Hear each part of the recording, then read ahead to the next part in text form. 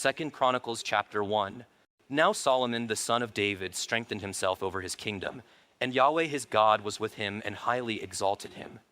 And Solomon spoke to all Israel, to the commanders of thousands and of hundreds, and to the judges, and to every leader in all Israel, the heads of the fathers' households. Then Solomon and all the assembly with him went to the high place which was at Gibon, for God's tent of meeting was there, which Moses the servant of Yahweh had made in the wilderness. However, David had brought up the ark of God from Kiriath-jearim to the place he had prepared for it, for he had pitched a tent for it in Jerusalem. Now the bronze altar, which Bezalel the son of Uri, the son of Hur, had made, was there before the tabernacle of Yahweh, and Solomon and the assembly sought it out. And Solomon went up there before Yahweh to the bronze altar which was at the tent of meeting, and offered 1,000 burnt offerings on it. In that night God appeared to Solomon and said to him, "Ask what I should give to you." Then Solomon said to God, "You have shown great loving kindness to my father David, and have made me king in his place. Now, O Yahweh God, let your promise to my father David endure. For you have made me king over a people as numerous as the dust of the earth. Give me now wisdom and knowledge, that I may go out and come in before this people. For who can do justice for this great people of yours?" And God said to Solomon, "Because you had this in your heart, and did not ask for riches, wealth, or glory, or the life of those who hate you, nor have you even asked for long life, but you have asked for yourself wisdom and knowledge, that you may do justice for my people, over whom I have made you king. Wisdom and knowledge have been given to you, and I will give you riches and wealth and glory, such as none of the kings who were before you had, nor those who will come after you." So Solomon went from the high place which was at Gibon, from the tent of meeting, to Jerusalem, and he reigned over Israel. And Solomon gathered chariots and horsemen. And he had 1,400 chariots and 12,000 horsemen, and he stationed them in the chariot cities, and with the king in Jerusalem. The king also made silver and gold as plentiful as stones in Jerusalem, and he made cedars as plentiful as sycamore trees that are in the Shephelah. Solomon's import of horses was from Egypt and from Kue. The king's merchants procured them from Kue for a price. And they imported a chariot from Egypt for 600 shekels of silver, and a horse for 150. And by the same means, they exported them to all the kings of the Hittites and the kings of Aram. 2 Chronicles chapter 2. Then Solomon decided to build a house for the name of Yahweh, and a royal palace for himself. So Solomon numbered 70,000 men to carry loads, and 80,000 men to hew stone in the mountains, and 3,600 to direct them. Then Solomon sent word to Huram the king of Tyre, saying, "As you dealt with David my father and sent him cedars to build him a house to live in, so do for me. Behold, I am about to build a house for the name of Yahweh my God, setting it apart to him as holy, to burn fragrant incense before him, and to set out the showbread continually, and to offer burnt offerings morning and evening, on Sabbaths and on new moons, and on the appointed feasts of Yahweh our God, this being required forever in Israel. Now the house which I am about to build will be great, for greater is our God than all the gods. But who is able to build a house for him? For the heavens and the highest heavens cannot contain him. So who am I that I should build a house for him, except to burn incense before him? So now send me a wise man to work in gold, silver, brass, and iron, and in purple, crimson, and blue fabrics, and who knows how to make engravings, to work with the wise men whom I have in Judah and Jerusalem, whom David my father prepared.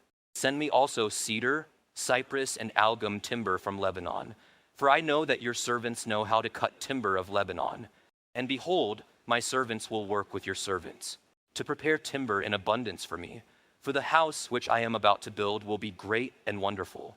And behold, I will give to your servants, the woodsmen who cut the timber, 20,000 cores of crushed wheat, and 20,000 cores of barley, and 20,000 baths of wine, and 20,000 baths of oil."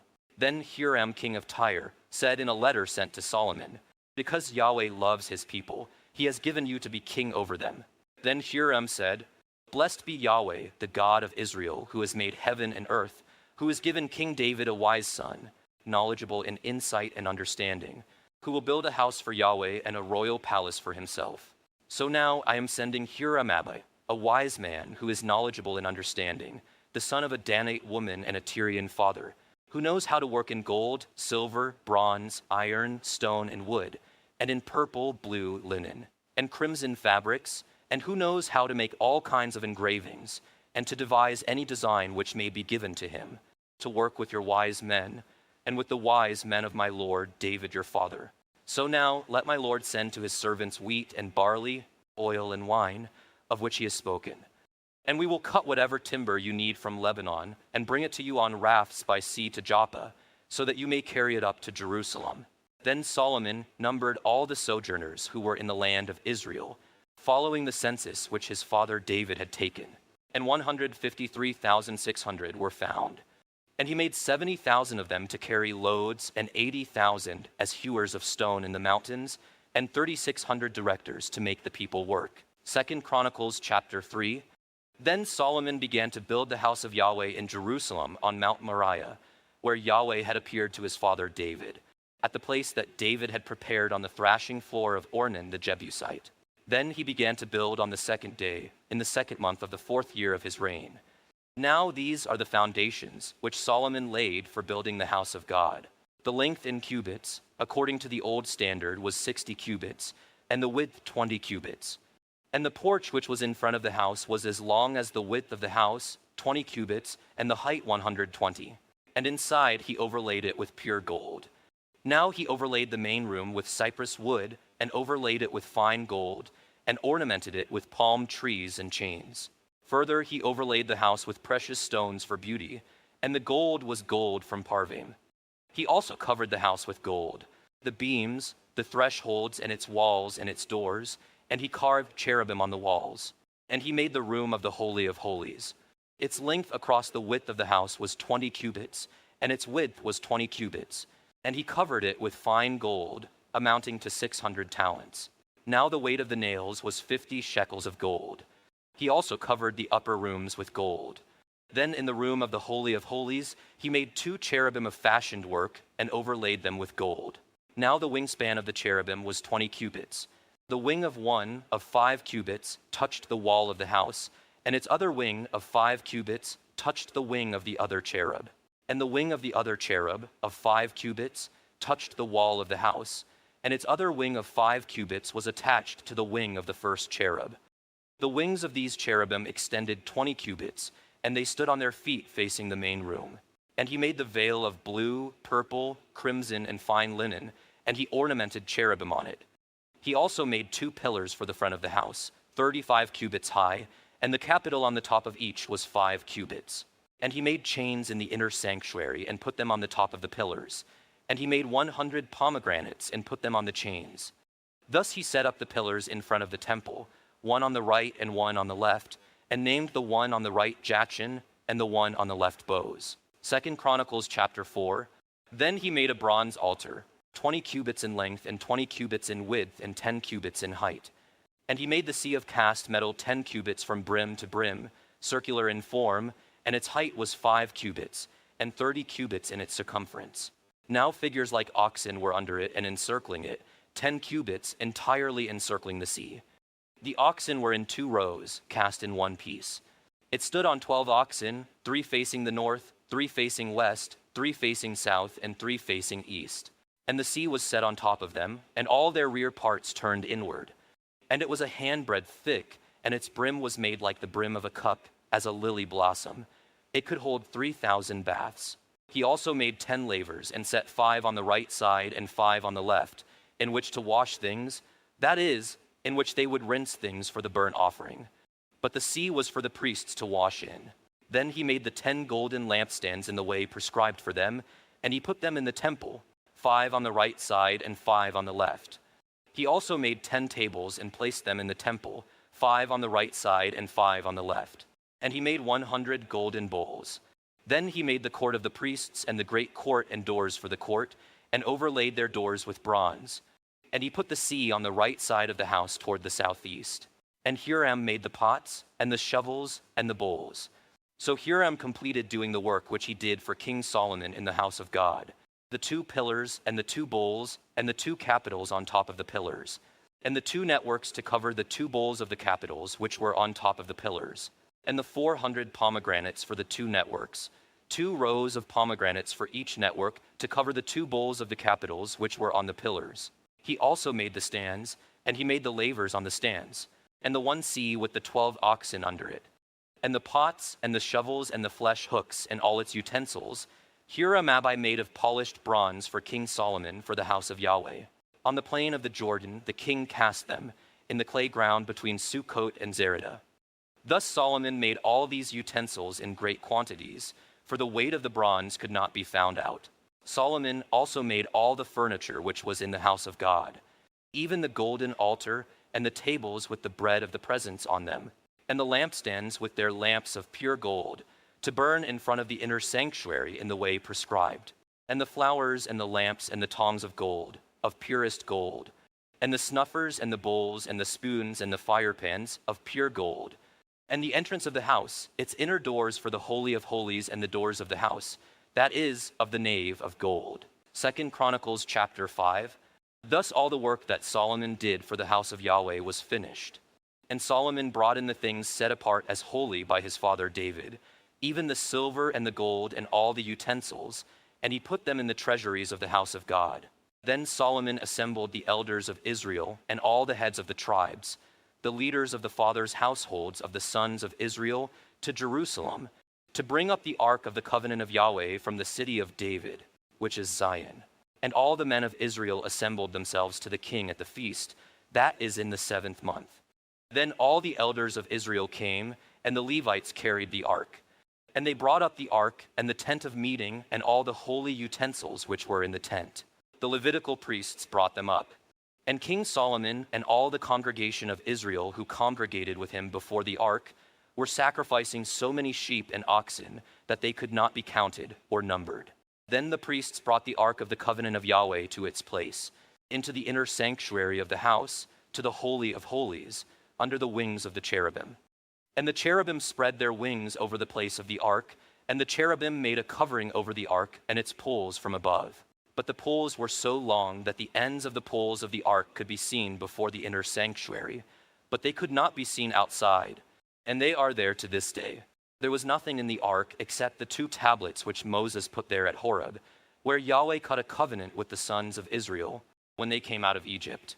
Now it happened that when the priests came out of the holy place, for all the priests who were present had sanctified themselves, without regard to divisions, and all the Levitical singers, Asaph, Heman, Jeduthun, and their sons and relatives, clothed in fine linen, with cymbals, harps, and lyres, standing east of the altar, and with them 120 priests blowing trumpets. In unison, when the trumpeters and the singers were to make themselves heard with one voice to praise, and to give thanks to Yahweh, and when they lifted up their voice accompanied by trumpets and cymbals and instruments of music, and when they praised Yahweh, saying, He indeed is good, for his loving kindness endures forever. Then the house of Yahweh, was filled with a cloud, so that the priests could not stand to minister because of the cloud, for the glory of Yahweh filled the house of God. 2 Chronicles chapter 6. Then Solomon said, Yahweh has said that he would dwell in the cloud of dense gloom. Now I have built you a lofty house, and a place for your dwelling forever. Then the king turned his face around and blessed all the assembly of Israel, while all the assembly of Israel was standing. And he said, Blessed be Yahweh, the God of Israel, who spoke with his mouth to my father David, and has fulfilled it by his hands, saying, Since the day that I brought my people from the land of Egypt, I did not choose a city out of all the tribes of Israel in which to build a house that my name might be there. Nor did I choose any man for a ruler over my people Israel. But I have chosen Jerusalem, that my name might be there. And I have chosen David to be over my people Israel. And it was in the heart of my father David to build a house for the name of Yahweh, the God of Israel. But Yahweh said to my father David, Because it was in your heart to build a house for my name, you did well that it was in your heart. Nevertheless, you shall not build the house, but your son who will come forth from your loins, he shall build the house for my name. And Yahweh has established his word which he spoke. And I have been established in place of my father David, and sit on the throne of Israel, as Yahweh promised, and have built the house for the name of Yahweh, the God of Israel. And there I have set the ark in which is the covenant of Yahweh, which he cut with the sons of Israel. Then he stood before the altar of Yahweh, before all the assembly of Israel, and spread out his hands. Now Solomon had made a bronze platform, 5 cubits long, 5 cubits wide, and 3 cubits high, and had put it in the midst of the court. And he stood on it, knelt on his knees in the presence of all the assembly of Israel, and spread out his hands toward heaven. And he said, O Yahweh, the God of Israel, there is no God like you in heaven or on earth, keeping covenant and loving kindness to your slaves who walk before you with all their heart, who have kept with your servant David, my father, that which you have promised him. Indeed, you have promised with your mouth and have fulfilled it by your hand, as it is this day. So now, O Yahweh, the God of Israel, keep with your servant David, my father, that which you have promised him, saying, You shall not have a man cut off from before me who is to sit on the throne of Israel, if only your sons keep their way to walk in my law as you have walked before me. So now, O Yahweh, the God of Israel, let your word truly endure which you have spoken to your servant David. But will God truly dwell with mankind on the earth? Behold, heaven and the highest heaven cannot contain you. How much less this house which I have built? Yet of regard to the prayer of your slave and to his supplication, O Yahweh my God, to listen to the cry and to the prayer which your slave prays before you, that your eyes may be open toward this house day and night, toward the place of which you have said that you would place your name there, to listen to the prayer which your slave shall pray toward this place, and listen to the supplications of your slave and of your people Israel when they pray toward this place. Listen from your dwelling place, from heaven, listen and forgive. If a man sins against his neighbor and is made to take an oath, and he comes and takes an oath before your altar in this house, then listen from heaven and act and judge your slaves, punishing the wicked by bringing his way on his own head, and justifying the righteous by bringing him reward according to his righteousness. And if your people Israel are defeated before an enemy because they have sinned against you, and they turn to you and confess your name, and pray and make supplication before you in this house, then listen from heaven and forgive the sin of your people Israel, and bring them back to the land which you have given to them and to their fathers. When the heavens are shut up, and there is no rain because they have sinned against you, and they pray toward this place and confess your name, and turn from their sin when you afflict them, then listen in heaven and forgive the sin of your slaves and of your people Israel. Indeed, teach them the good way in which they should walk, and give rain on your land, which you have given to your people for an inheritance. If there is famine in the land, if there is pestilence, if there is scorching wind or mildew, if there is locust or grasshopper, if their enemies besiege them in the land of their cities, whatever plague or whatever sickness there is, whatever prayer or supplication is made by any man or by all your people Israel, who know his own affliction and his own pain, and spread his hands toward this house, then listen from heaven your dwelling place, and forgive, and give to each according to all his ways, whose heart you know, for you alone know the hearts of the sons of men, that they may fear you, to walk in your ways all the days they live upon the face of the land which you have given to our fathers. Also concerning the foreigner who is not of your people Israel, if he comes from a far country for your great name's sake, and your strong hand and your outstretched arm. So if they come and pray toward this house, then listen from heaven, from your dwelling place, and do according to all for which the foreigner calls to you, in order that all the peoples of the earth may know your name even to fear you, as to your people Israel, and to know that your name is called upon this house, which I have built, when your people go out to battle against their enemies, by whatever way you shall send them, and they pray to you toward this city which you have chosen, and the house which I have built for your name. Then listen from heaven to their prayer and their supplication, and do justice, when they sin against you, for there is no man who does not sin, and you are angry with them and give them over to an enemy, so that they take them away captive to a land far off or near. And if they cause these things to return to their heart in the land where they have been taken captive, and return and make supplication to you in the land of their captivity, saying, We have sinned, we have committed iniquity, and have acted wickedly.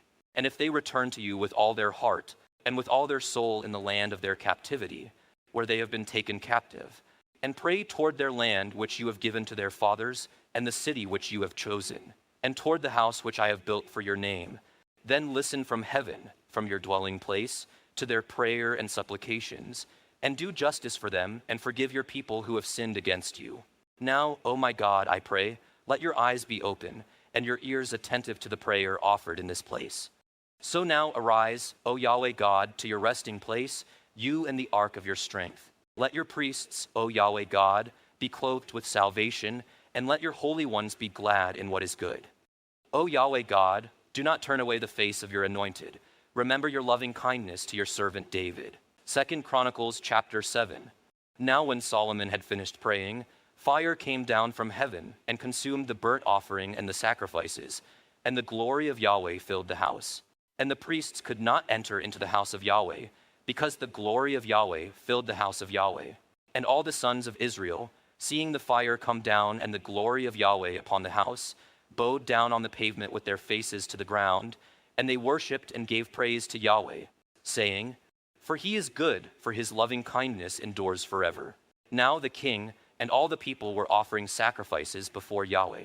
And King Solomon offered a sacrifice of 22,000 oxen and 120,000 sheep. So the king and all the people dedicated the house of God. And the priests stood at their posts, and the Levites also, with the instruments of music to Yahweh, which King David had made for giving thanks to Yahweh, for his loving kindness endures forever. Whenever he gave praise by their hand, while the priests on the other side blew trumpets, and all Israel was standing. Then Solomon set apart as holy the middle of the court that was before the house of Yahweh, because there he offered the burnt offerings and the fat of the peace offerings. For the bronze altar which Solomon had made was not able to hold the burnt offering and the grain offering and the fat. So Solomon celebrated the feast at that time for 7 days, and all Israel with him, a very great assembly from Lebo-Hamath to the brook of Egypt. And on the 8th day they celebrated a solemn assembly. For the dedication of the altar, they celebrated 7 days and the feast 7 days. And on the 23rd day of the 7th month, he sent the people to their tents, with gladness and goodness of heart, because of the goodness that Yahweh had shown to David, and to Solomon, and to Israel his people. Thus Solomon completed the house of Yahweh and the king's house. And all that had come into Solomon's heart to do in the house of Yahweh and in his house, he did successfully. Then Yahweh appeared to Solomon at night and said to him, I have heard your prayer and have chosen this place for myself as a house of sacrifice. If I shut up the heavens so that there is no rain, or if I command the grasshopper to devour the land, or if I send pestilence among my people, and my people who are called by my name humble themselves and pray and seek my face and turn from their evil ways, then I will listen from heaven, I will forgive their sin, and I will heal their land. Now my eyes will be open, and my ears attentive to the prayer offered in this place. So now I have chosen and set this house apart as holy, that my name may be there forever, and my eyes and my heart will be there perpetually. As for you, if you will walk before me as your father David walked, even to do according to all that I have commanded you, and will keep my statutes and my judgments, then I will establish your royal throne, as I cut a covenant with your father David, saying, You shall not have a man cut off as ruler in Israel. But if you turn away and forsake my statutes and my commandments which I have set before you, and go and serve other gods and worship them, then I will uproot you from my land which I have given you. And this house which I have set apart as holy for my name, I will cast out of my presence, and I will make it a proverb and a byword among all peoples. As for this house which was exalted, everyone who passes by it will feel desolate and say, Why has Yahweh done thus to this land and to this house? And they will say, Because they forsook Yahweh, the God of their fathers, who brought them out of the land of Egypt and took hold of other gods and worshipped them and served them. Therefore he has brought all this calamity on them. 2 Chronicles chapter 8. Now it happened at the end of the 20 years in which Solomon had built the house of Yahweh and his own house, that he built the cities which Huram had given to him, and settled the sons of Israel there. Then Solomon went to Hamath-Zobah and overpowered it. And he built Tadmor in the wilderness and all the storage cities which he had built in Hamath. He also built Upper Beth-horon and Lower Beth-horon, fortified cities with walls, gates, and bars. And Baalath and all the storage cities which Solomon had, and all the cities for his chariots, and the cities for his horsemen, and all that Solomon desired to build in Jerusalem, in Lebanon, and in all the land under his rule. As for all the people who were left of the Hittites, the Amorites, the Perizzites, the Hivites, and the Jebusites, who were not of Israel, namely, from their sons who were left after them in the land, whom the sons of Israel had not consumed. From them Solomon raised up forced laborers to this day. But Solomon did not make slaves for his work from the sons of Israel, for they were men of war, his chief captains, and his chariot commanders, and his horsemen. These were the chief deputies of King Solomon, 250 who ruled over the people. Then Solomon brought Pharaoh's daughter up from the city of David to the house which he had built for her. For he said, "My wife shall not live in the house of David king of Israel, because the places are holy where the ark of Yahweh has entered." Then Solomon offered burnt offerings to Yahweh on the altar of Yahweh, which he had built before the porch, and did so according to the daily rule, offering them up according to the commandment of Moses, for the Sabbaths, the new moons, and the 3 annual feasts, the feast of unleavened bread, the feast of weeks, and the feast of booths, and according to the judgment of his father David. He caused the divisions of the priests to stand for their service, and the Levites for their responsibilities to praise and minister before the priests according to the daily rule, and the gatekeepers by their divisions at every gate. For David, the man of God, had so commanded. And they did not turn away from the commandment of the king to the priests and Levites in any manner or concerning the treasuries. Thus all the work of Solomon was carried out from the day of the foundation of the house of Yahweh and until it was completed. So the house of Yahweh was finished. Then Solomon went to Ezion-Geber and to Elath on the shore of the sea in the land of Edom. And Huram, by the hand of his servants, sent him ships and servants who knew the sea. And they went with Solomon's servants to Ophir, and took from there 450 talents of gold, and brought them to King Solomon. 2 Chronicles chapter 9. Now the queen of Sheba heard the report about Solomon.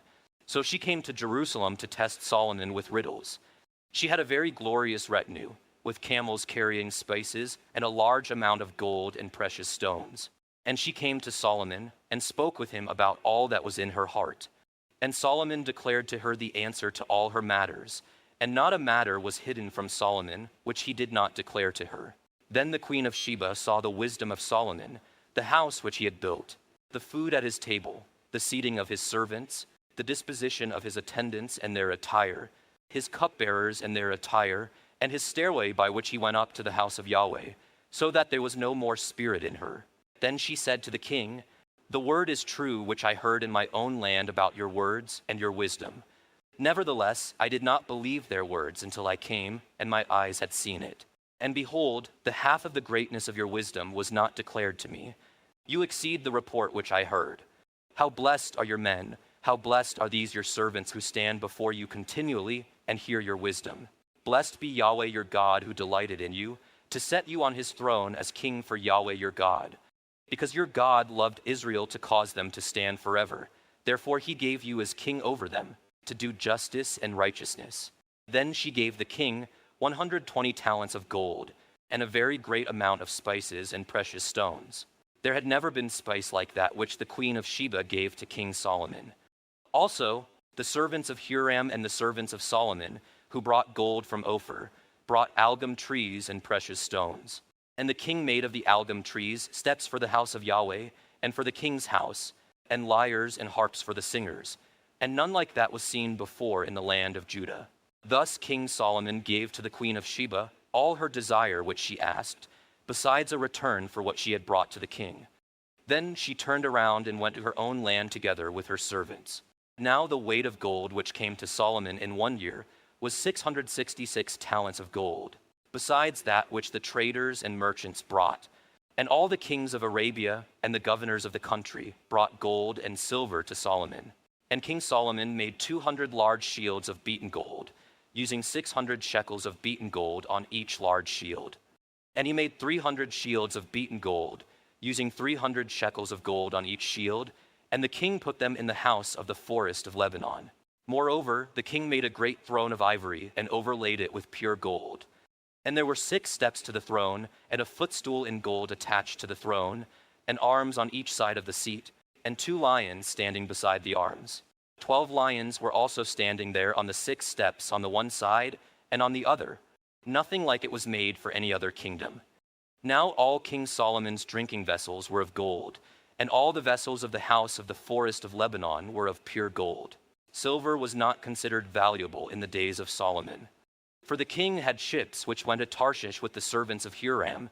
Once every 3 years, the ships of Tarshish came carrying gold and silver, ivory and apes and peacocks. So King Solomon became greater than all the kings of the earth in riches and wisdom. And all the kings of the earth were seeking the presence of Solomon, to hear his wisdom which God had put in his heart. And they brought every man his present, articles of silver and gold, garments, weapons, spices, horses, and mules, a set amount year by year. And Solomon had 4,000 stalls for horses and chariots and 12,000 horsemen, and he stationed them in the chariot cities and with the king in Jerusalem. And he was the ruler over all the kings from the river, even to the land of the Philistines, and to the border of Egypt. The king also made silver as plentiful as stones in Jerusalem, and he made cedars as plentiful as sycamore trees that are in the Shephelah. And they were importing horses for Solomon from Egypt and from all countries. Now the rest of the acts of Solomon, from first to last, are they not written in the Chronicles of Nathan the prophet, and in the prophecy of Ahijah the Shilonite, and in the visions of Iddo the seer concerning Jeroboam the son of Nebat? Thus Solomon reigned 40 years in Jerusalem over all Israel. And Solomon slept with his fathers, and was buried in the city of his father David. And his son Rehoboam became king in his place. 2 Chronicles chapter 10. Then Rehoboam went to Shechem, for all Israel had come to Shechem to make him king. And it happened, when Jeroboam the son of Nebat heard of it, for he was in Egypt where he had fled from the presence of King Solomon, Jeroboam returned from Egypt. Then they sent and called for him. And Jeroboam and all Israel came and spoke to Rehoboam, saying, Your father made our yoke harsh, but now lighten the harsh service of your father and his heavy yoke which he put on us, and we will serve you. Then he said to them, Return to me again in 3 days. So the people went away. Then King Rehoboam took counsel with the elders who had stood before his father Solomon while he was still alive, saying, How do you counsel me to respond to this people? And they spoke to him, saying, If you will be good to this people, and please them, and speak good words to them, then they will be your servants forever. But he forsook the counsel of the elders which they had counseled him, and took counsel with the young men who grew up with him and stood before him.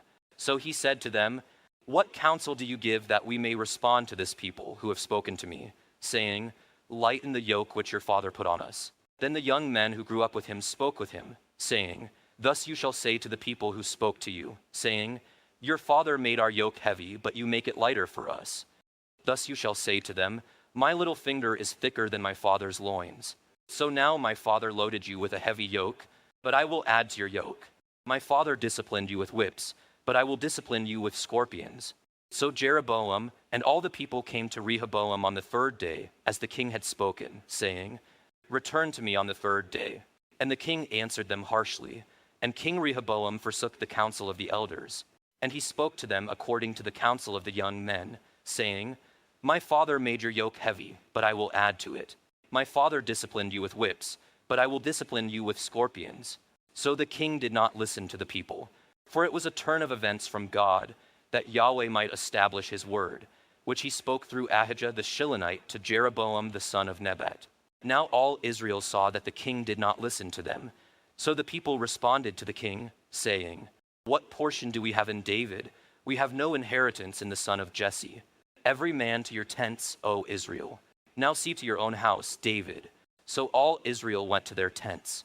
But as for the sons of Israel who lived in the cities of Judah, Rehoboam reigned over them. Then King Rehoboam sent Hadoram, who was over the forced labor, and the sons of Israel stoned him, and he died. And King Rehoboam made haste to mount his chariot to flee to Jerusalem. So Israel has been in rebellion against the house of David to this day. 2 Chronicles chapter 11.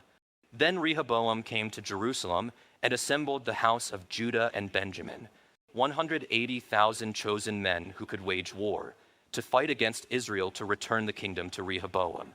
But the word of Yahweh came to Shemaiah the man of God, saying, Speak to Rehoboam the son of Solomon, king of Judah, and to all Israel in Judah and Benjamin, saying, Thus says Yahweh, You shall not go up and fight against your brothers.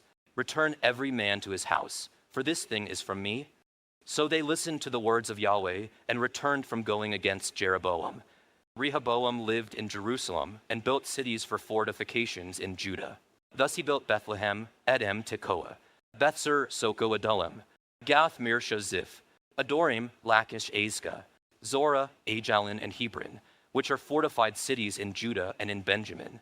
He also strengthened the fortresses and put officers in them and stores of food, oil, and wine. And he put large shields and spears in every city and strengthened them greatly. So he held Judah and Benjamin.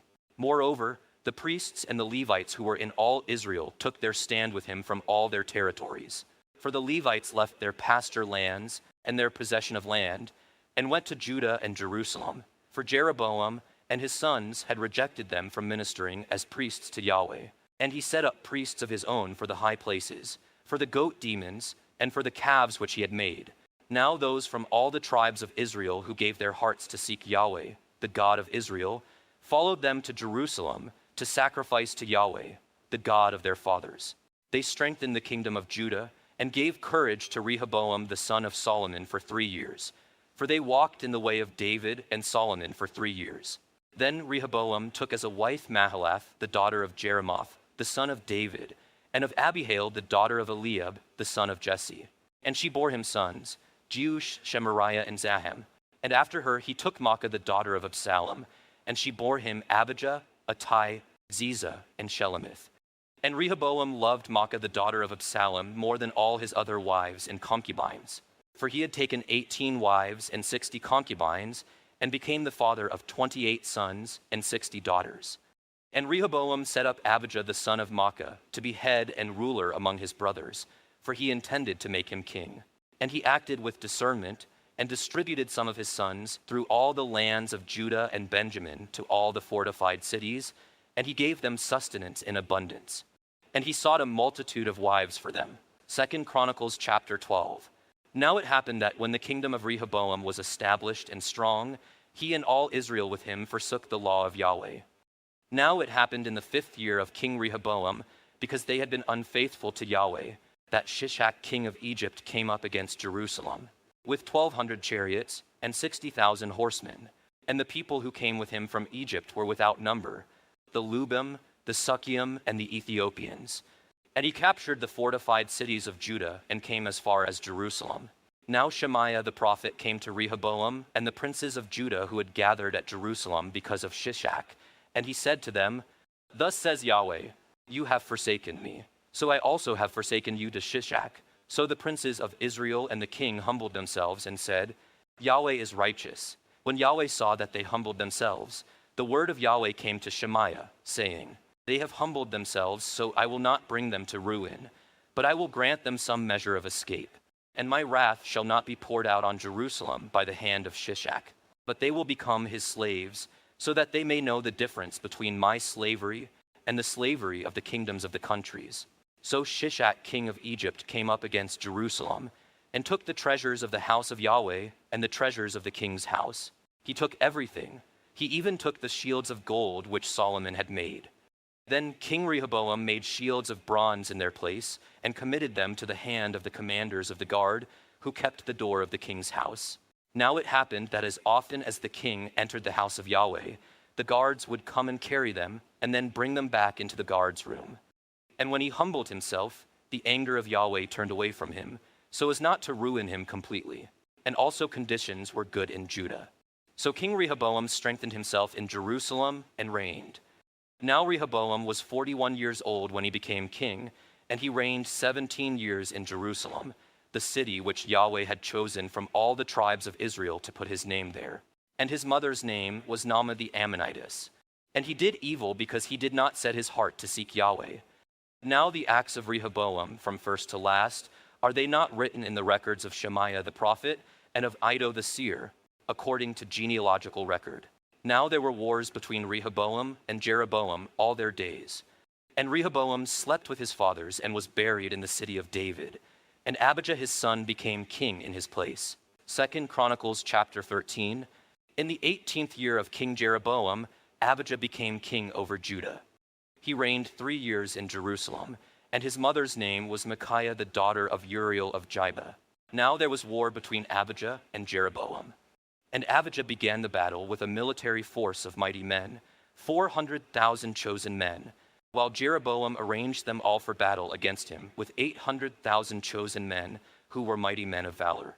Then Abijah rose up on Mount Zemaraim, which is in the hill country of Ephraim, and said, Listen to me, Jeroboam and all Israel.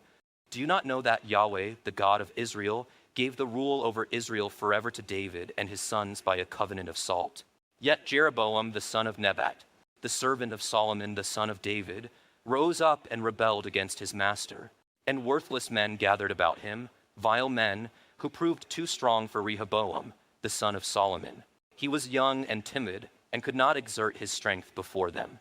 So now you intend to exert your strength before the kingdom of Yahweh by the hand of the sons of David, being a great multitude, and having with you the golden calves which Jeroboam made for gods for you. Have you not driven out the priests of Yahweh, the sons of Aaron and the Levites, and made for yourselves priests like the peoples of other lands? Whoever comes to ordain himself with a bull from the herd and 7 rams, even he may become a priest of what are no gods. But as for us, Yahweh is our God, and we have not forsaken him. And the sons of Aaron are ministering to Yahweh as priests, and the Levites are in their work. And every morning and evening they burn to Yahweh burnt offerings and fragrant incense, and the showbread is set on the clean table, and the golden lampstand with its lamps is ready to light every evening. For we keep the responsibility given by Yahweh our God, but you have forsaken him. And behold, God is with us at our head, and his priests with the signal trumpets to raise the shout of war against you. O sons of Israel, do not fight against Yahweh, the God of your fathers, for you will not succeed. But Jeroboam had encircled an ambush to come from the rear, so that Israel was in front of Judah, and the ambush was behind them. So Judah turned around, and behold, they were attacked both front and rear. So they cried to Yahweh, and the priests blew the trumpets.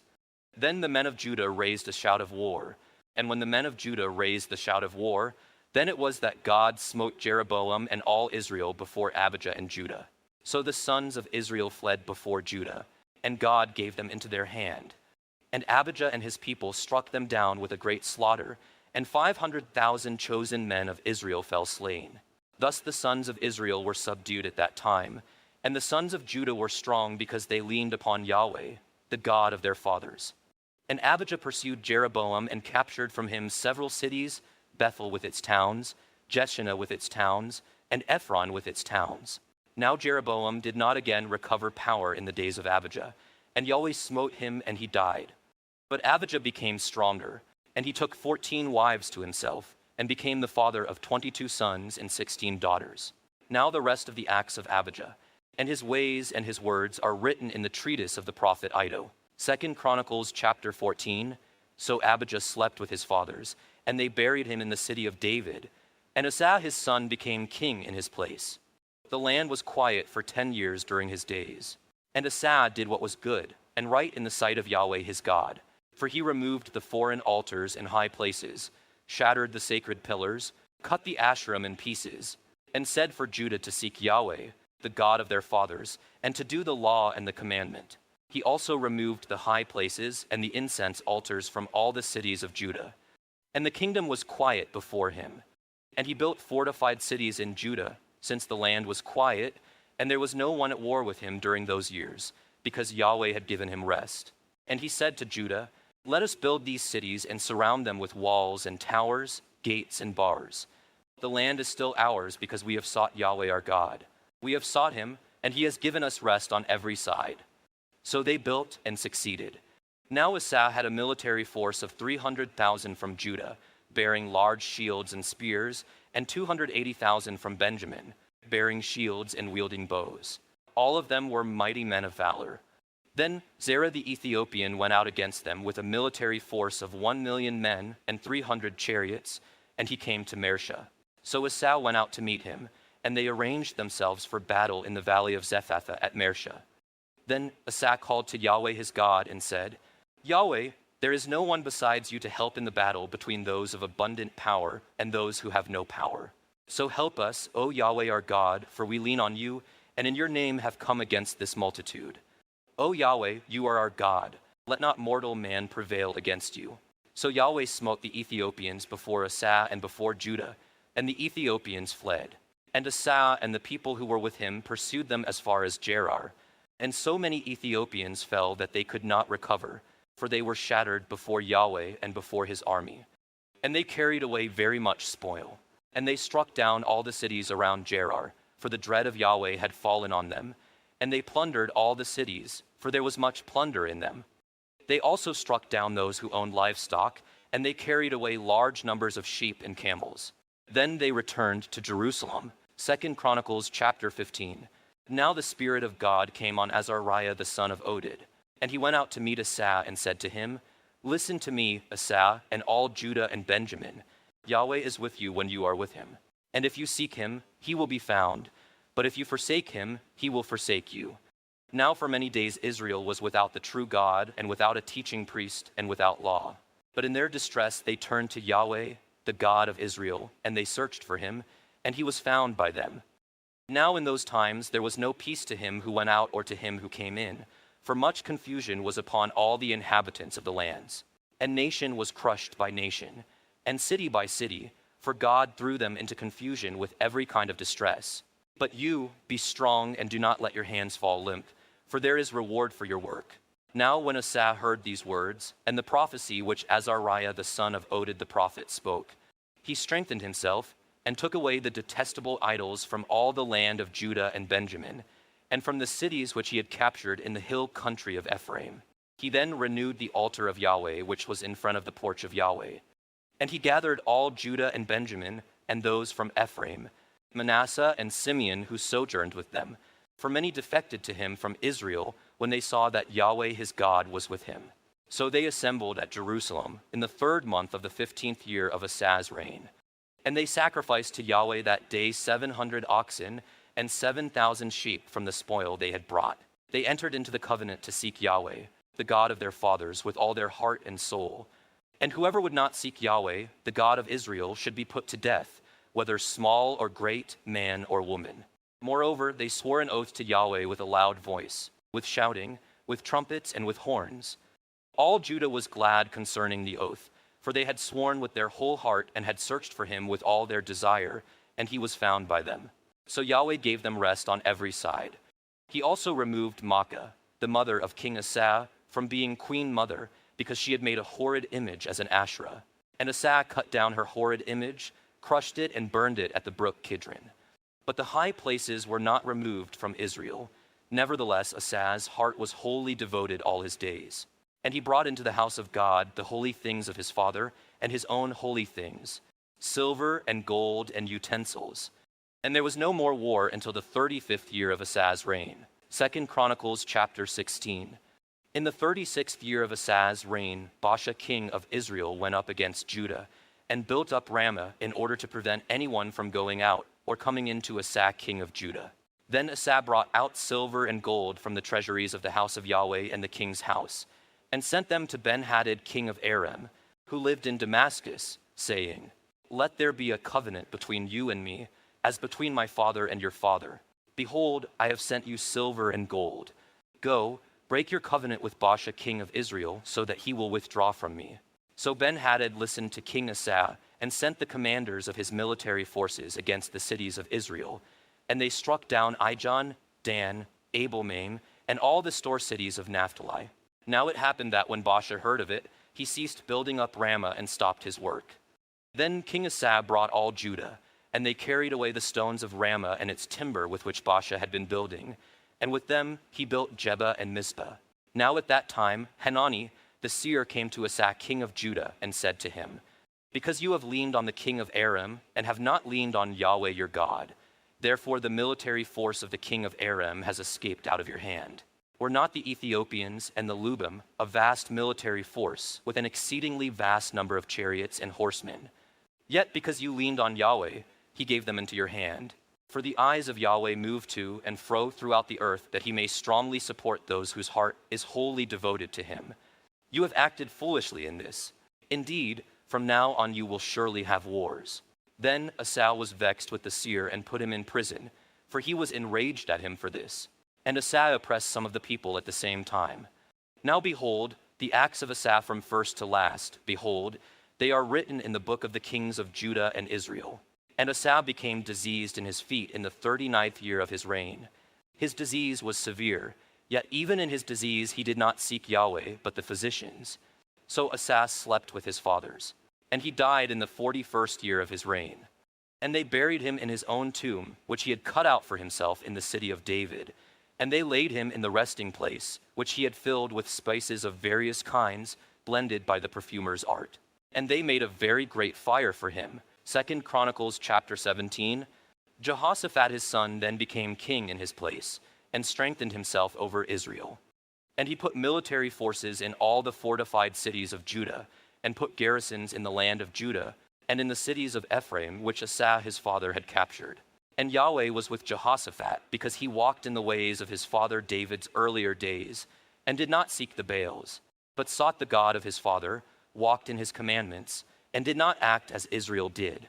So Yahweh established the kingdom in his hand, and all Judah brought presents to Jehoshaphat, and he had great riches and honor. And his heart took great pride in the ways of Yahweh, and again he took away the high places and the Asherim from Judah. Then in the 3rd year of his reign, he sent his officials, Ben-Hail, Obadiah, Zechariah, Nethanel, and Micaiah, to teach in the cities of Judah. And with them the Levites, Shemaiah, Nethaniah, Zebediah, Asahel, Shemiramoth, Jehonathan, Adonijah, Tobijah, and Tobadonijah, the Levites. And with them Elishama and Jehoram, the priests. And they taught in Judah, having the book of the law of Yahweh with them. And they went throughout all the cities of Judah and taught among the people. Now the dread of Yahweh was on all the kingdoms of the lands which were around Judah, so that they did not make war against Jehoshaphat. Indeed, some of the Philistines brought presents and silver as their tax burden to Jehoshaphat. The Arabians also brought him flocks, 7,700 rams and 7,700 male goats. So Jehoshaphat grew greater and greater, and he built fortresses and store cities in Judah. And he had large supplies in the cities of Judah, and men of war, mighty men of valor in Jerusalem. This was their muster according to their fathers' households. Of Judah, commanders of thousands, Adnah was the commander, and with him 300,000 mighty men of valor. And next to him was Johanan the commander, and with him 280,000. And next to him Amasiah the son of Zichri, who volunteered for Yahweh, and with him 200,000 mighty men of valor. And of Benjamin, Eliada a mighty man of valor, and with him 200,000 equipped with bow and shield. And next to him Jehozabad, and with him 180,000 armed for military duty. These are they who attended on the king, apart from those whom the king put in the fortified cities through all Judah. 2 Chronicles chapter 18. Now Jehoshaphat had riches and honor in abundance, and he allied himself by marriage with Ahab. And some years later he went down to Ahab at Samaria. And Ahab sacrificed sheep and oxen in abundance for him and the people who were with him, and incited him to go up against Ramoth Gilead. And Ahab king of Israel said to Jehoshaphat king of Judah, "Will you go with me against Ramoth Gilead?" And he said to him, "I am as you are, and my people as your people, and we will be with you in the battle." Moreover, Jehoshaphat said to the king of Israel, "Please inquire first for the word of Yahweh." Then the king of Israel gathered the prophets, 400 men, and said to them, "Shall we go against Ramoth Gilead to battle, or shall I refrain?" And they said, "Go up, for God will give it into the hand of the king." But Jehoshaphat said, "Is there not yet a prophet of Yahweh here that we may inquire of him?" And the king of Israel said to Jehoshaphat, "There is yet one man by whom we may inquire of Yahweh, but I hate him, because he never prophesies good concerning me, but always evil. He is Micaiah, son of Imlah." But Jehoshaphat said, "Let not the king say so." Then the king of Israel called an officer and said, "Hasten to bring Micaiah, son of Imlah." Now the king of Israel and Jehoshaphat, the king of Judah, were sitting each on his throne, clothed in their royal garments. And they were sitting at the thrashing floor at the entrance of the gate of Samaria. And all the prophets were prophesying before them. And Zedekiah, the son of Chenaanah, made horns of iron for himself and said, "Thus says Yahweh, with these you shall gore the Arameans until they are consumed." All the prophets were also prophesying thus, saying, "Go up to Ramoth Gilead and succeed, and Yahweh will give it into the hand of the king."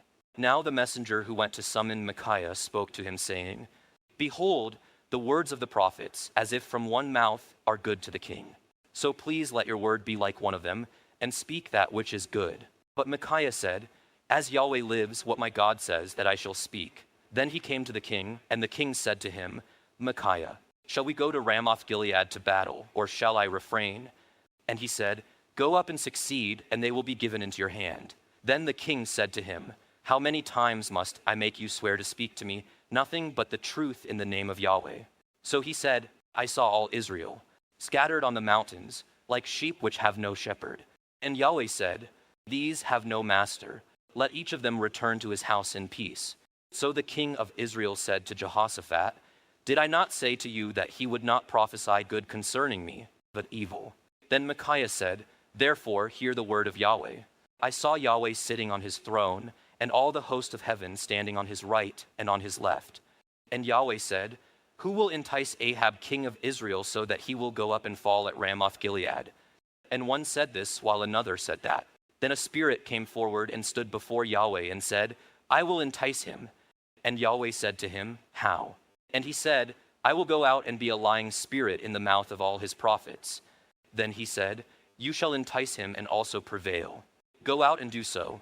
So now, behold, Yahweh has put a lying spirit in the mouth of these your prophets. But Yahweh has spoken calamity against you. Then Zedekiah the son of Chenaanah approached and struck Micaiah on the cheek and said, How did the spirit of Yahweh pass for me to speak to you? And Micaiah said, Behold, you will see on that day when you enter an inner room to hide. Then the king of Israel said, Take Micaiah and return him to Ammon the ruler of the city, and to Joash the king's son, and say, Thus says the king, Put this man in prison and feed him sparingly with bread and water until I return safely. And Micaiah said, If you indeed return safely, Yahweh has not spoken by me. And he said, Listen, all you people. So the king of Israel and Jehoshaphat king of Judah went up against Ramoth Gilead. And the king of Israel said to Jehoshaphat, I will disguise myself and go into battle, but you put on your garments. So the king of Israel disguised himself, and they went into battle. Now the king of Aram had commanded the commanders of his chariots, saying, Do not fight with small or great, but with the king of Israel alone. Now it happened that when the commanders of the chariots saw Jehoshaphat, they said, It is the king of Israel, and they turned to fight against him. But Jehoshaphat cried out, and Yahweh helped him, and God incited them away from him. So it happened that when the commanders of the chariots saw that it was not the king of Israel, they turned back from pursuing him. Now a certain man drew his bow at random and struck the king of Israel in a joint of the armor. So he said to the driver of the chariot, Turn around and take me out of the fight, for I am severely wounded.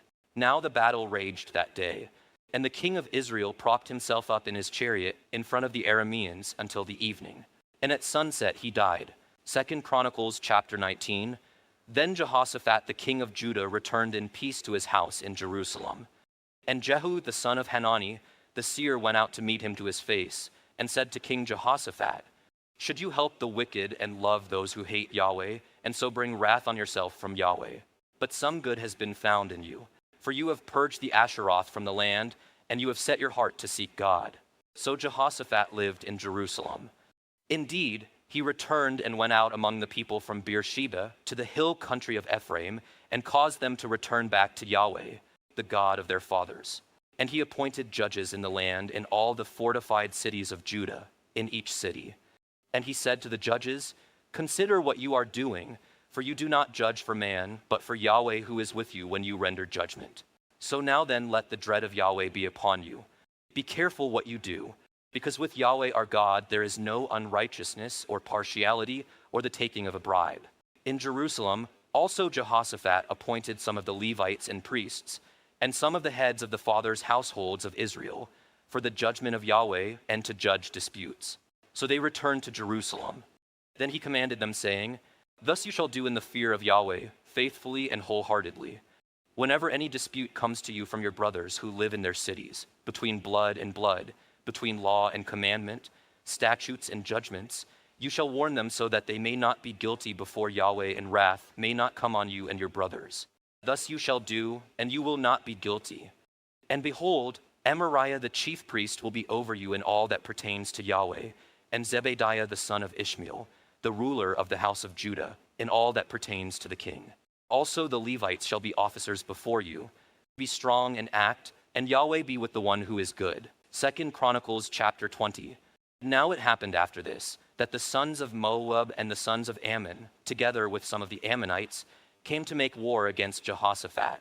Then some came and told Jehoshaphat, saying, A great multitude is coming against you from beyond the sea, out of Aram, and behold, they are in Hazaz and Tamar, that is in Gedi.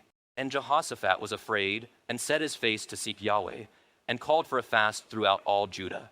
So Judah gathered together to seek help from Yahweh. They even came from all the cities of Judah to seek Yahweh.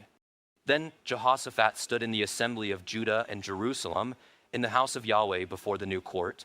And he said, O Yahweh, the God of our fathers, are you not God in the heavens? And are you not ruler over all the kingdoms of the nations? Power and might are in your hand, so that no one can take their stand against you. Did you not, O our God, dispossess the inhabitants of this land before your people Israel, and give it to the seed of Abraham your friend forever?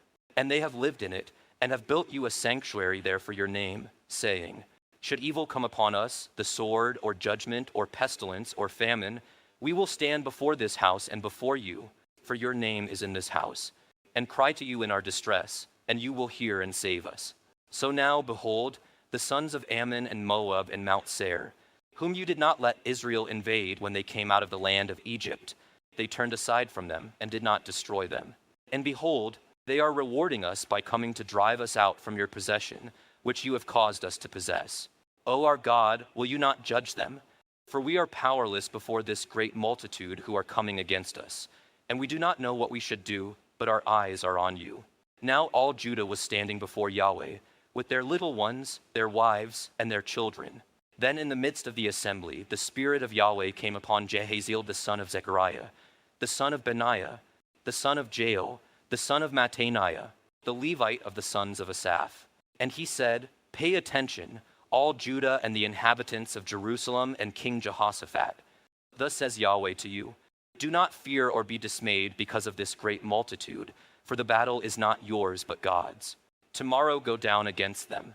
Behold, they will come up by the ascent of Ziz, and you will find them at the end of the valley in front of the wilderness of Jerul.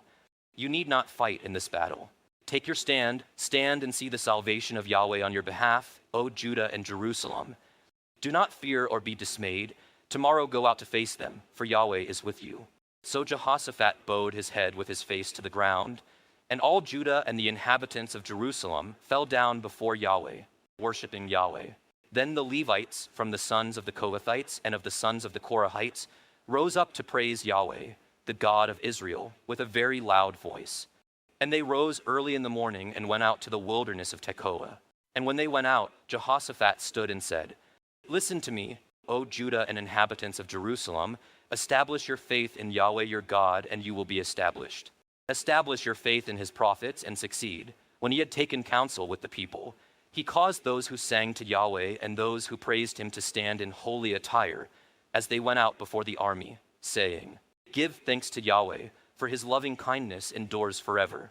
When they began singing for joy and praising, Yahweh set ambushes against the sons of Ammon, Moab, and Mount Seir, who had come against Judah. So they were defeated. Indeed, the sons of Ammon and Moab stood against the inhabitants of Mount Seir to devote them to destruction and to utterly eradicate them. And when they had finished with the inhabitants of Seir, they helped to bring one another to ruin. Now Judah came to the lookout of the wilderness, and they turned toward the multitude. And behold, they were corpses fallen on the ground, and no one had escaped. So Jehoshaphat and his people came to take their spoil and found much among them, including goods, garments, and valuable things which they took for themselves, more than they could carry. And they were 3 days taking the spoil because there was so much. Then on the 4th day they assembled in the valley of Barakah, for there they blessed Yahweh. Therefore they have named that place the valley of Barakah until today. And every man of Judah and Jerusalem returned with Jehoshaphat at their head, returning to Jerusalem with gladness, for Yahweh had made them glad over their enemies. And they came to Jerusalem with harps, lyres, and trumpets to the house of Yahweh. And the dread of God was on all the kingdoms of the lands when they heard that Yahweh had fought against the enemies of Israel. So the kingdom of Jehoshaphat was quiet, for his God gave him rest all around. Thus Jehoshaphat reigned over Judah. He was 35 years old when he became king, and he reigned in Jerusalem 25 years. And his mother's name was Azubah the daughter of Shilhi. And he walked in the way of his father Asa, and did not turn away from it, doing what is right in the sight of Yahweh. The high places, however, were not taken away, The people had not yet set their hearts to the God of their fathers.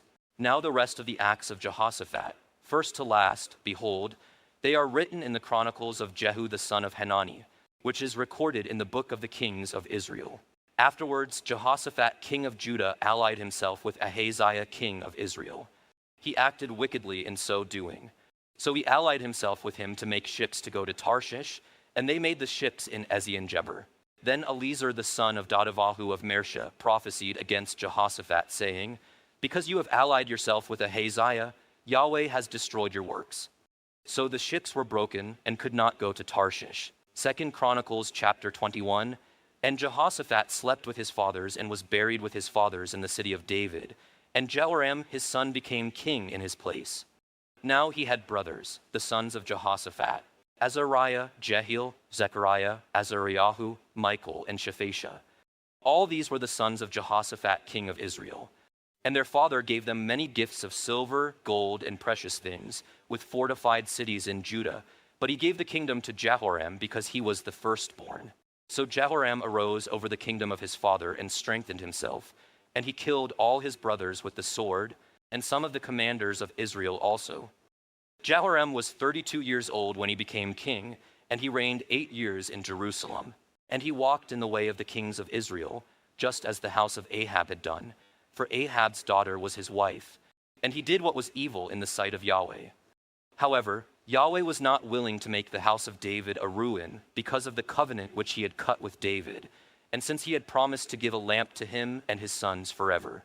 In his days, Edom revolted from under the hand of Judah and made a king over themselves. Then Jehoram crossed over with his commanders and all his chariots with him. And he arose by night and struck down the Edomites who were surrounding him and the commanders of the chariots. So Edom revolted from under the hand of Judah to this day. Then Libnah revolted at the same time from under his hand, because he had forsaken Yahweh, the God of his fathers. Moreover, he made high places in the mountains of Judah, and caused the inhabitants of Jerusalem to play the harlot, and drove Judah astray. Then a letter came to him from Elijah the prophet, saying, "Thus says Yahweh, the God of your father David, because you have not walked in the ways of Jehoshaphat your father, and the ways of Asa king of Judah, but have walked in the way of the kings of Israel, and have caused Judah and the inhabitants of Jerusalem to play the harlot as the house of Ahab played the harlot. And you have also killed your brothers, your own family, who were better than you. Behold, Yahweh is going to smite your people, your sons, your wives, and all your possessions with a great calamity. And you will suffer severe sickness, a disease of your bowels, until your bowels come out because of the sickness, day by day." Then Yahweh stirred up against Jehoram the spirit of the Philistines, and the Arabs who bordered the Ethiopians.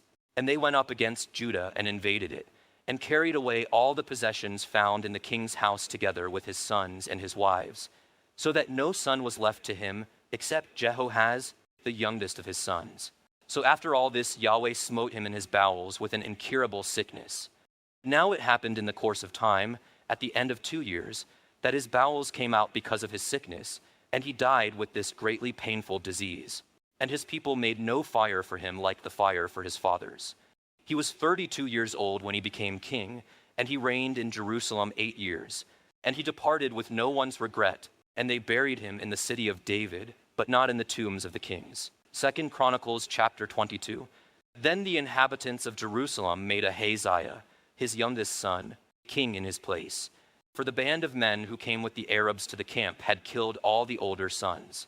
So Ahaziah the son of Jehoram king of Judah became king. Ahaziah was 22 years old when he became king, and he reigned 1 year in Jerusalem. And his mother's name was Athaliah, the granddaughter of Omri. He also walked in the ways of the house of Ahab, for his mother was his counselor to do wickedly. And he did what was evil in the sight of Yahweh like the house of Ahab, for they were his counselors after the death of his father, to his destruction. He also walked according to their counsel, and went with Jehoram the son of Ahab king of Israel to wage war against Hazael king of Aram at Ramoth Gilead. But the Arameans struck Joram. So he returned to be healed in Jezreel of the wounds which they caused by striking him at Ramah, when he fought against Hazael king of Aram. And Ahaziah, the son of Jehoram king of Judah, went down to see Jehoram the son of Ahab in Jezreel, because he was sick. Now the downfall of Ahaziah was from God, in that he went to Joram. And when he came, he went out with Jehoram against Jehu the son of Nimshi, whom Yahweh had anointed to cut off the house of Ahab. Now it happened, when Jehu was executing judgment on the house of Ahab, he found the princes of Judah and the sons of Ahaziah's brothers attending to Ahaziah, and killed them. And he sought Ahaziah, and they caught him while he was hiding himself in Samaria. They brought him to Jehu, put him to death, and buried him. For they said, "He is the son of Jehoshaphat, who sought Yahweh with all his heart." So there was no one of the house of Ahaziah to retain the power of the kingdom. Now Athaliah, the mother of Ahaziah, saw that her son had died. So she rose and destroyed all the royal seed of the house of Judah. But Jehoshabeath the king's daughter took Joash the son of Ahaziah, and stole him from among the king's sons who were being put to death, and put him and his nurse in the bedroom. So Jehoshabeath, the daughter of King Jehoram, the wife of Jehoiada the priest, for she was the sister of Ahaziah, hid him from Athaliah, so she did not put him to death. So he was hidden with them in the house of God 6 years, while Athaliah was reigning over the land. 2 Chronicles chapter 23.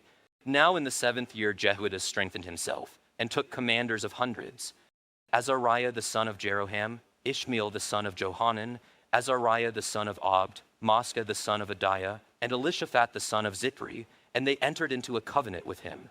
And they went around Judah, and gathered the Levites from all the cities of Judah, and the heads of the fathers' households of Israel, and they came to Jerusalem.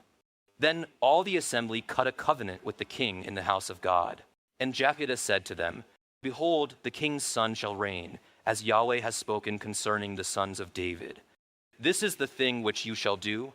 1/3 of you, of the priests and Levites who come in on the Sabbath, shall be gatekeepers at the thresholds, and 1/3 shall be at the king's house, and 1/3 at the gate of the foundation. And all the people shall be in the courts of the house of Yahweh. But let no one enter the house of Yahweh except the priests and the ministering Levites. They may enter, for they are holy.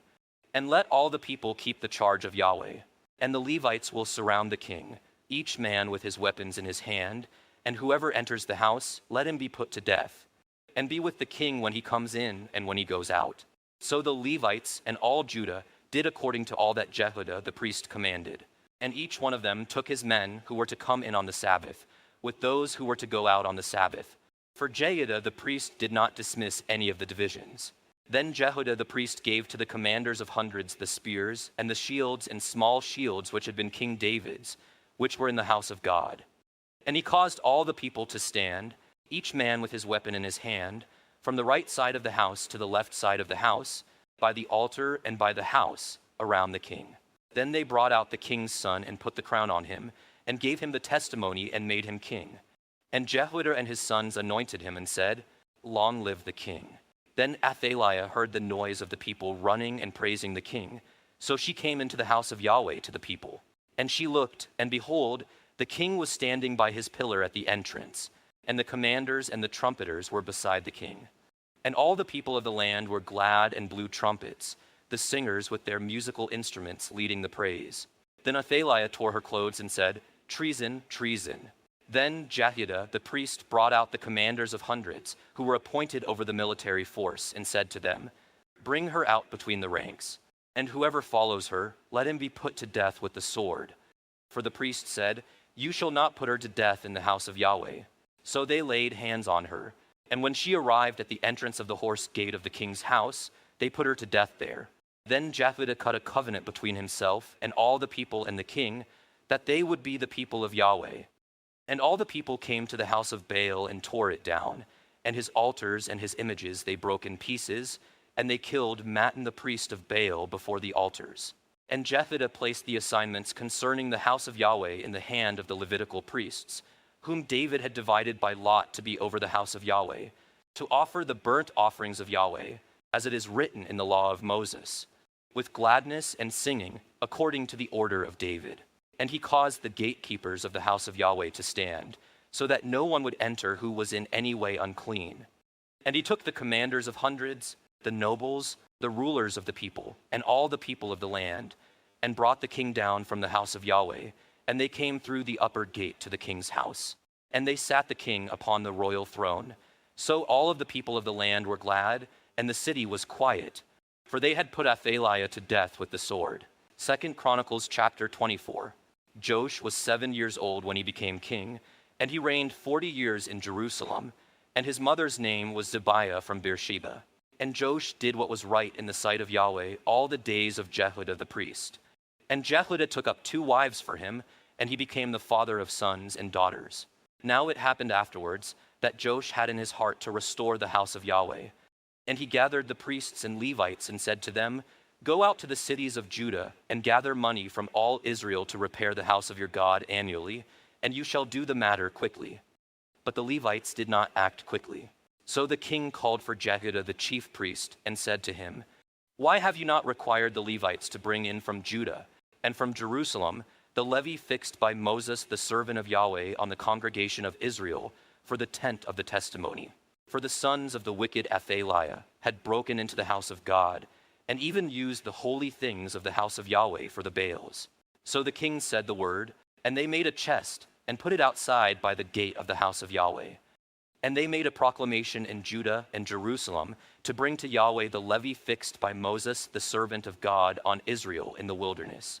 And all the officials and all the people were glad and brought in their levies and dropped them into the chest until they had finished. Now it happened that whenever the chest was brought in to the king's officer by the hand of the Levites, and when they saw that there was much money, then the king's scribe and the chief priest's officer would come, empty the chest, take it, and return it to its place. Thus they did daily and collected much money. And the king and Jehoiada gave it to those who did the work of the service of the house of Yahweh. And they hired masons and carpenters to restore the house of Yahweh, and also craftsmen in iron and bronze to repair the house of Yahweh. So those who did the work labored, and the repair work progressed in their hands, and they restored the house of God according to its specifications and strengthened it. When they had completed, they brought the rest of the money before the king and Jehoiada, and it was made into utensils for the house of Yahweh, utensils for the ministry and the burnt offering, and pans and utensils of gold and silver. And they were offering burnt offerings in the house of Yahweh continually all the days of Jehoiada. Then Jehoiada became old and full of days, and he died. He was 130 years old at his death. They buried him in the city of David among the kings, because he had done what is good in Israel and to God and his house. But after the death of Jehoiada, the officials of Judah came and bowed down to the king, and the king listened to them. And they forsook the house of Yahweh, the God of their fathers, and served the Asherim and the idols. So wrath came upon Judah and Jerusalem for this their guilt. Yet he sent prophets to them to bring them back to Yahweh. Though they testified against them, they did not give ear. Now the Spirit of God clothed Zechariah the son of Jehoiada the priest, and he stood above the people and said to them, "Thus says God, why do you trespass against the commandments of Yahweh and do not succeed? Because you have forsaken Yahweh, he has also forsaken you." So they conspired against him, and at the command of the king, they stoned him to death in the court of the house of Yahweh. Thus Joash the king did not remember the loving kindness which his father Jehoiada had shown him, but he killed his son. And as he died, he said, "May Yahweh see and avenge." Now it happened at the turn of the year that the military force of the Arameans came up against him. And they came to Judah and Jerusalem, destroyed all the officials of the people from among the people, and sent all their spoil to the king of Damascus. Indeed, the military force of the Arameans came with a small number of men. Yet Yahweh gave a very great military force into their hands, because they had forsaken Yahweh, the God of their fathers. Thus they executed judgment on Joash, when they had gone from him, for they left him very sick. His servants conspired against him because of the blood of the son of Jehoiada the priest, and killed him on his bed. So he died, and they buried him in the city of David, but they did not bury him in the tombs of the kings. Now these are those who conspired against him: Zabad the son of Shimeth the Ammonitess, and Jehozabad the son of Shimrith the Moabitess. Now as to his sons and the many oracles against him, and the rebuilding of the house of God, behold, they are written in the treatise of the book of the kings. Then Amaziah his son became king in his place. 2 Chronicles chapter 25. Amaziah was 25 years old when he became king, and he reigned 29 years in Jerusalem. And his mother's name was Jehoadin of Jerusalem. And he did what was right in the sight of Yahweh, yet not with a whole heart. Now it happened as soon as the kingdom was strong in his grasp, that he killed his servants who had struck down the king his father. But he did not put their sons to death, but did as it is written in the law in the book of Moses, which Yahweh commanded, saying, Fathers shall not be put to death for their sons, nor sons be put to death for their fathers, but each shall be put to death for his own sin. Moreover, Amaziah assembled Judah, and appointed them according to their fathers' households, under commanders of thousands, and commanders of hundreds throughout Judah and Benjamin. And he took a census of those from 20 years old and upward, and found them to be 300,000 choice men, able to go out for military duty, able to handle spear and large shield. And he hired also 100,000 mighty men of valor out of Israel for 100 talents of silver. But a man of God came to him, saying, O king, do not let the army of Israel go with you, for Yahweh is not with Israel, nor with any of the sons of Ephraim. But if you do go, do it, be strong for the battle. Yet God will cause you to stumble before the enemy, for God has power to help and to cause to stumble. Then Amaziah said to the man of God, But what shall we do for the 100 talents which I have given to the troops of Israel? And the man of God answered, Yahweh has much more to give you than this. Then Amaziah dismissed them, the troops which came to him from Ephraim, to go home. So their anger burned against Judah, and they returned home in burning anger. Now Amaziah strengthened himself and led his people forth, and went to the valley of Salt, and struck down 10,000 of the sons of Seir. The sons of Judah also captured 10,000 alive, and brought them to the top of the cliff, and threw them down from the top of the cliff, so that they were all split open. But the troops whom Amaziah sent back from going with him to battle raided the cities of Judah, from Samaria to Beth-horon, and struck down 3,000 of them, and plundered much plunder. Now it happened that after Amaziah came from striking down the Edomites, he brought the gods of the sons of Seir, set them up as his gods, worshipped them, and burned incense to them. Then the anger of Yahweh burned against Amaziah, and he sent him a prophet who said to him, Why have you sought the gods of the people who have not delivered their own people from your hand? Now it happened that as he was talking with him, the king said to him, Have we given you to be a royal counselor? Stop, why should you be struck down? Then the prophet stopped and said, I know that God has counseled to destroy you, because you have done this, and have not listened to my counsel. Then Amaziah king of Judah took counsel, and sent to Joash the son of Jehoahaz the son of Jehu, the king of Israel, saying, Come, let us face each other. And Joash the king of Israel sent to Amaziah king of Judah, saying, The thorn bush which was in Lebanon sent to the cedar which was in Lebanon, saying, Give your daughter to my son as a wife. But a beast of the field that was in Lebanon passed by and trampled the thorn bush.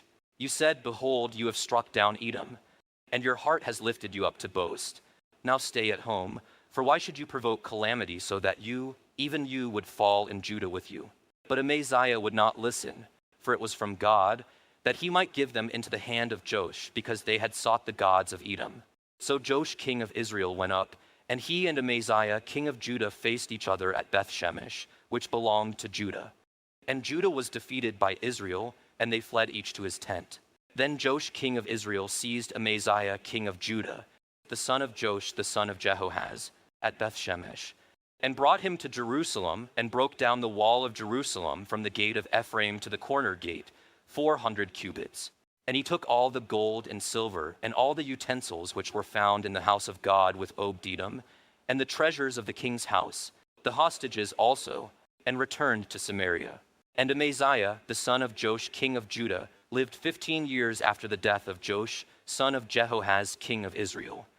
Now the rest of the acts of Amaziah, from first to last, behold, are they not written in the book of the kings of Judah and Israel?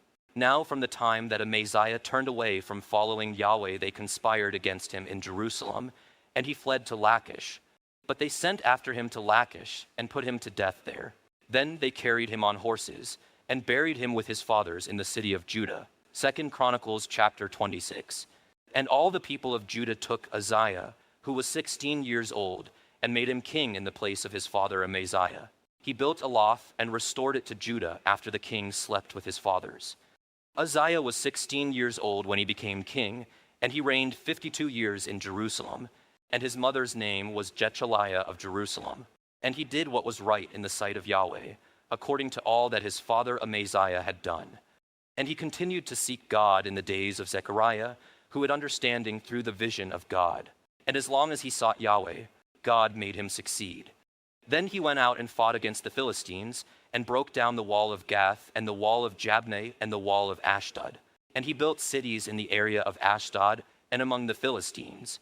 And God helped him against the Philistines, and against the Arabians who lived in Gorbaal and the Munites.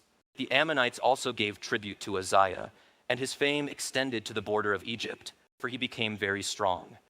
Moreover, Uzziah built towers in Jerusalem at the corner gate, and at the valley gate, and at the corner buttress, and strengthened them.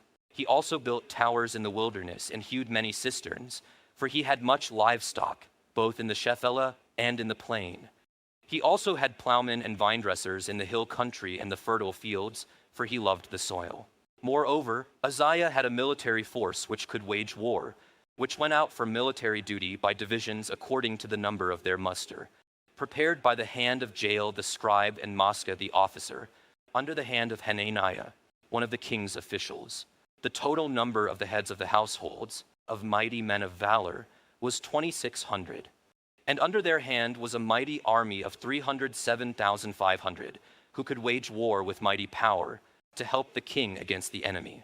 Moreover, Uzziah prepared for all the army shields, spears, helmets, body armor, bows, and stones for slings. In Jerusalem, he also made devices of war devised by skillful designers to be on the towers, and on the corners for the purpose of shooting arrows and great stones. Hence his fame spread afar, for he was marvelously helped until he was strong. But when he became strong, his heart was so proud that he acted corruptly, and he was unfaithful to Yahweh his God. And he entered the temple of Yahweh to burn incense on the altar of incense. Then Azariah the priest entered after him, and with him 80 priests of Yahweh, men of valor.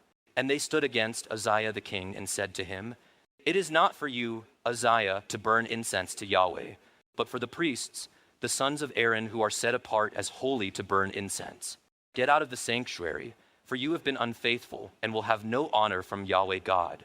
But Uzziah, with a censer in his hand for burning incense, was enraged.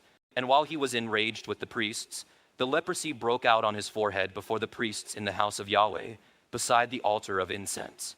And Azariah the chief priest and all the priests looked at him, and behold, he was leprous on his forehead. And they hurried him out of there, and he himself also hastened to get out, because Yahweh had smitten him. So King Uzziah was a leper to the day of his death, and he lived in a separate house, being a leper, for he was cut off from the house of Yahweh. And Jotham his son was over the king's house, judging the people of the land. Now the rest of the acts of Uzziah, first to last, the prophet Isaiah, the son of Amoz, has written. So Uzziah slept with his fathers, and they buried him with his fathers in the field of the grave which belonged to the kings. For they said, "He is a leper." And Jotham his son became king in his place. 2 Chronicles chapter 27. Jotham was 25 years old when he became king, and he reigned 16 years in Jerusalem. And his mother's name was Jerusha, the daughter of Zadok.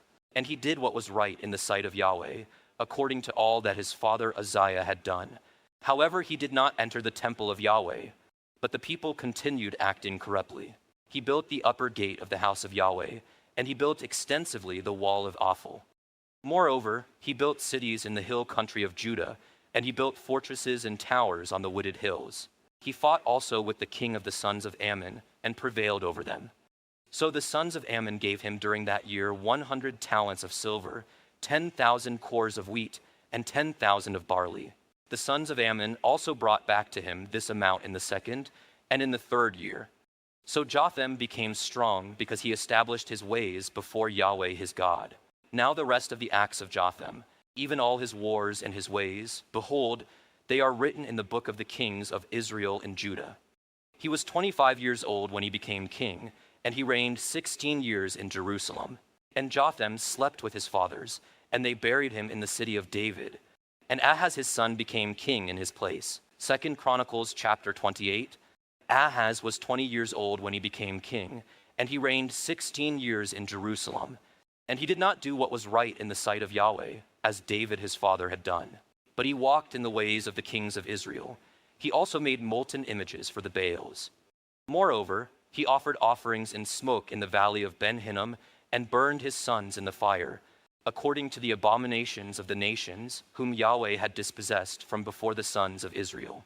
He also sacrificed and offered offerings in smoke on the high places and on the hills and under every green tree. So Yahweh his God gave him into the hand of the king of Aram, and they struck him and carried away from him a great number of captives and brought them to Damascus. And he was also given into the hand of the king of Israel, who struck him with a great slaughter. Indeed, Pekah the son of Remaliah killed in Judah 120,000 in one day, all men of valor, because they had forsaken Yahweh, the God of their fathers. And Zikri, a mighty man of Ephraim, killed Mosca the king's son, and Azrikam the ruler of the house, and Elkanah the second to the king. Then the sons of Israel carried away captive of their brothers 200,000 women, sons, and daughters. And they plundered also a great deal of spoil from them, and brought the spoil to Samaria. But a prophet of Yahweh was there, whose name was Oded. And he went out before the army which came to Samaria, and said to them, Behold, because of the wrath of Yahweh, the God of your fathers, against Judah, he has given them into your hand, and you have killed them in a rage which has even reached heaven. So now you are intending to subdue for yourselves the people of Judah and Jerusalem for male and female slaves. Surely, do you not have your own matters of guilt against Yahweh your God? So now, listen to me, and return the captives whom you carried away from your brothers, for the burning anger of Yahweh is against you. Then some of the heads of the sons of Ephraim, Azariah the son of Johanan, Berechiah the son of Meshillemoth, Jehizkiah the son of Shallum, and Amasa the son of Hadlai, arose against those who were coming from the engagement of the army, and said to them, You must not bring the captives in here, for you are intending to bring upon us guilt against Yahweh, adding to our sins and our guilt. For our guilt is great, so that his burning anger is against Israel. So the armed men left the captives and the plunder before the commanders and all the assembly. Then the men who were designated by name arose, took hold of the captives, and they clothed all their naked ones from the spoil. And they gave them clothes and sandals, fed them and gave them drink, anointed them with oil, led all their feeble ones on donkeys, and brought them to Jericho, the city of palm trees, to their brothers. Then they returned to Samaria. At that time King Ahaz sent to the kings of Assyria for help. Indeed, again the Edomites had come and struck Judah and carried away captives. And the Philistines also had raided the cities of the Shephelah and of the Negev of Judah, and had captured Bethshemesh, Ajalon, Gederoth, and Soko with its towns, Timnah with its towns, and Gimzo with its towns, and they settled there. For Yahweh humbled Judah because of Ahaz king of Israel, for he had caused it to be out of control in Judah, and was very unfaithful to Yahweh. So Tilgath-Pilneser king of Assyria came against him, and distressed him instead of strengthening him.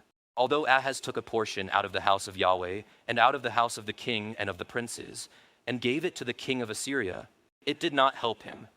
Now in the time of his distress, this same king Ahaz became yet more unfaithful to Yahweh. Indeed, he sacrificed to the gods of Damascus which had struck him, and said, Because the gods of the kings of Aram helped them, I will sacrifice to them that they may help me. But they became the stumbling of him and all Israel. Ahaz gathered together the utensils of the house of God. Then he cut the utensils of the house of God in pieces, and he closed the doors of the house of Yahweh, and made altars for himself in every corner of Jerusalem. Now in each and every city of Judah he made high places to offer offerings in smoke to other gods, and provoked Yahweh, the God of his fathers, to anger. Now the rest of his acts and all his ways, from first to last, behold, they are written in the book of the kings of Judah and Israel. So Ahaz slept with his fathers, and they buried him in the city, in Jerusalem, for they did not bring him into the tombs of the kings of Israel. And Hezekiah his son became king in his place. 2 Chronicles chapter 29. Hezekiah became king when he was 25 years old, and he reigned 29 years in Jerusalem. And his mother's name was Abijah, the daughter of Zechariah. And he did what was right in the sight of Yahweh, according to all that David his father had done. In the first year of his reign, in the first month, he opened the doors of the house of Yahweh and repaired them. And he brought in the priests and the Levites and gathered them into the square on the east.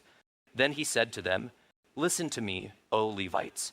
Set yourselves apart now as holy, and set apart as holy the house of Yahweh, the God of your fathers, and bring out the impurity from the holy place. For our fathers have been unfaithful, and have done what is evil in the sight of Yahweh our God, and have forsaken him and turned their faces away from the dwelling place of Yahweh, and have turned their backs. They have also shut the doors of the porch and put out the lamps, and have not burned incense or offered burnt offerings in the holy place to the God of Israel. Therefore the wrath of Yahweh was against Judah and Jerusalem, and he has made them an object of terror, of horror, and of hissing, as you see with your own eyes. And behold, our fathers have fallen by the sword, and our sons and our daughters and our wives are in captivity for this. Now it is in my heart to cut a covenant with Yahweh, the God of Israel, that his burning anger may turn away from us. My sons, do not be at ease now, for Yahweh has chosen you to stand before him, to minister to him, and to be his ministers and offer offerings up in smoke.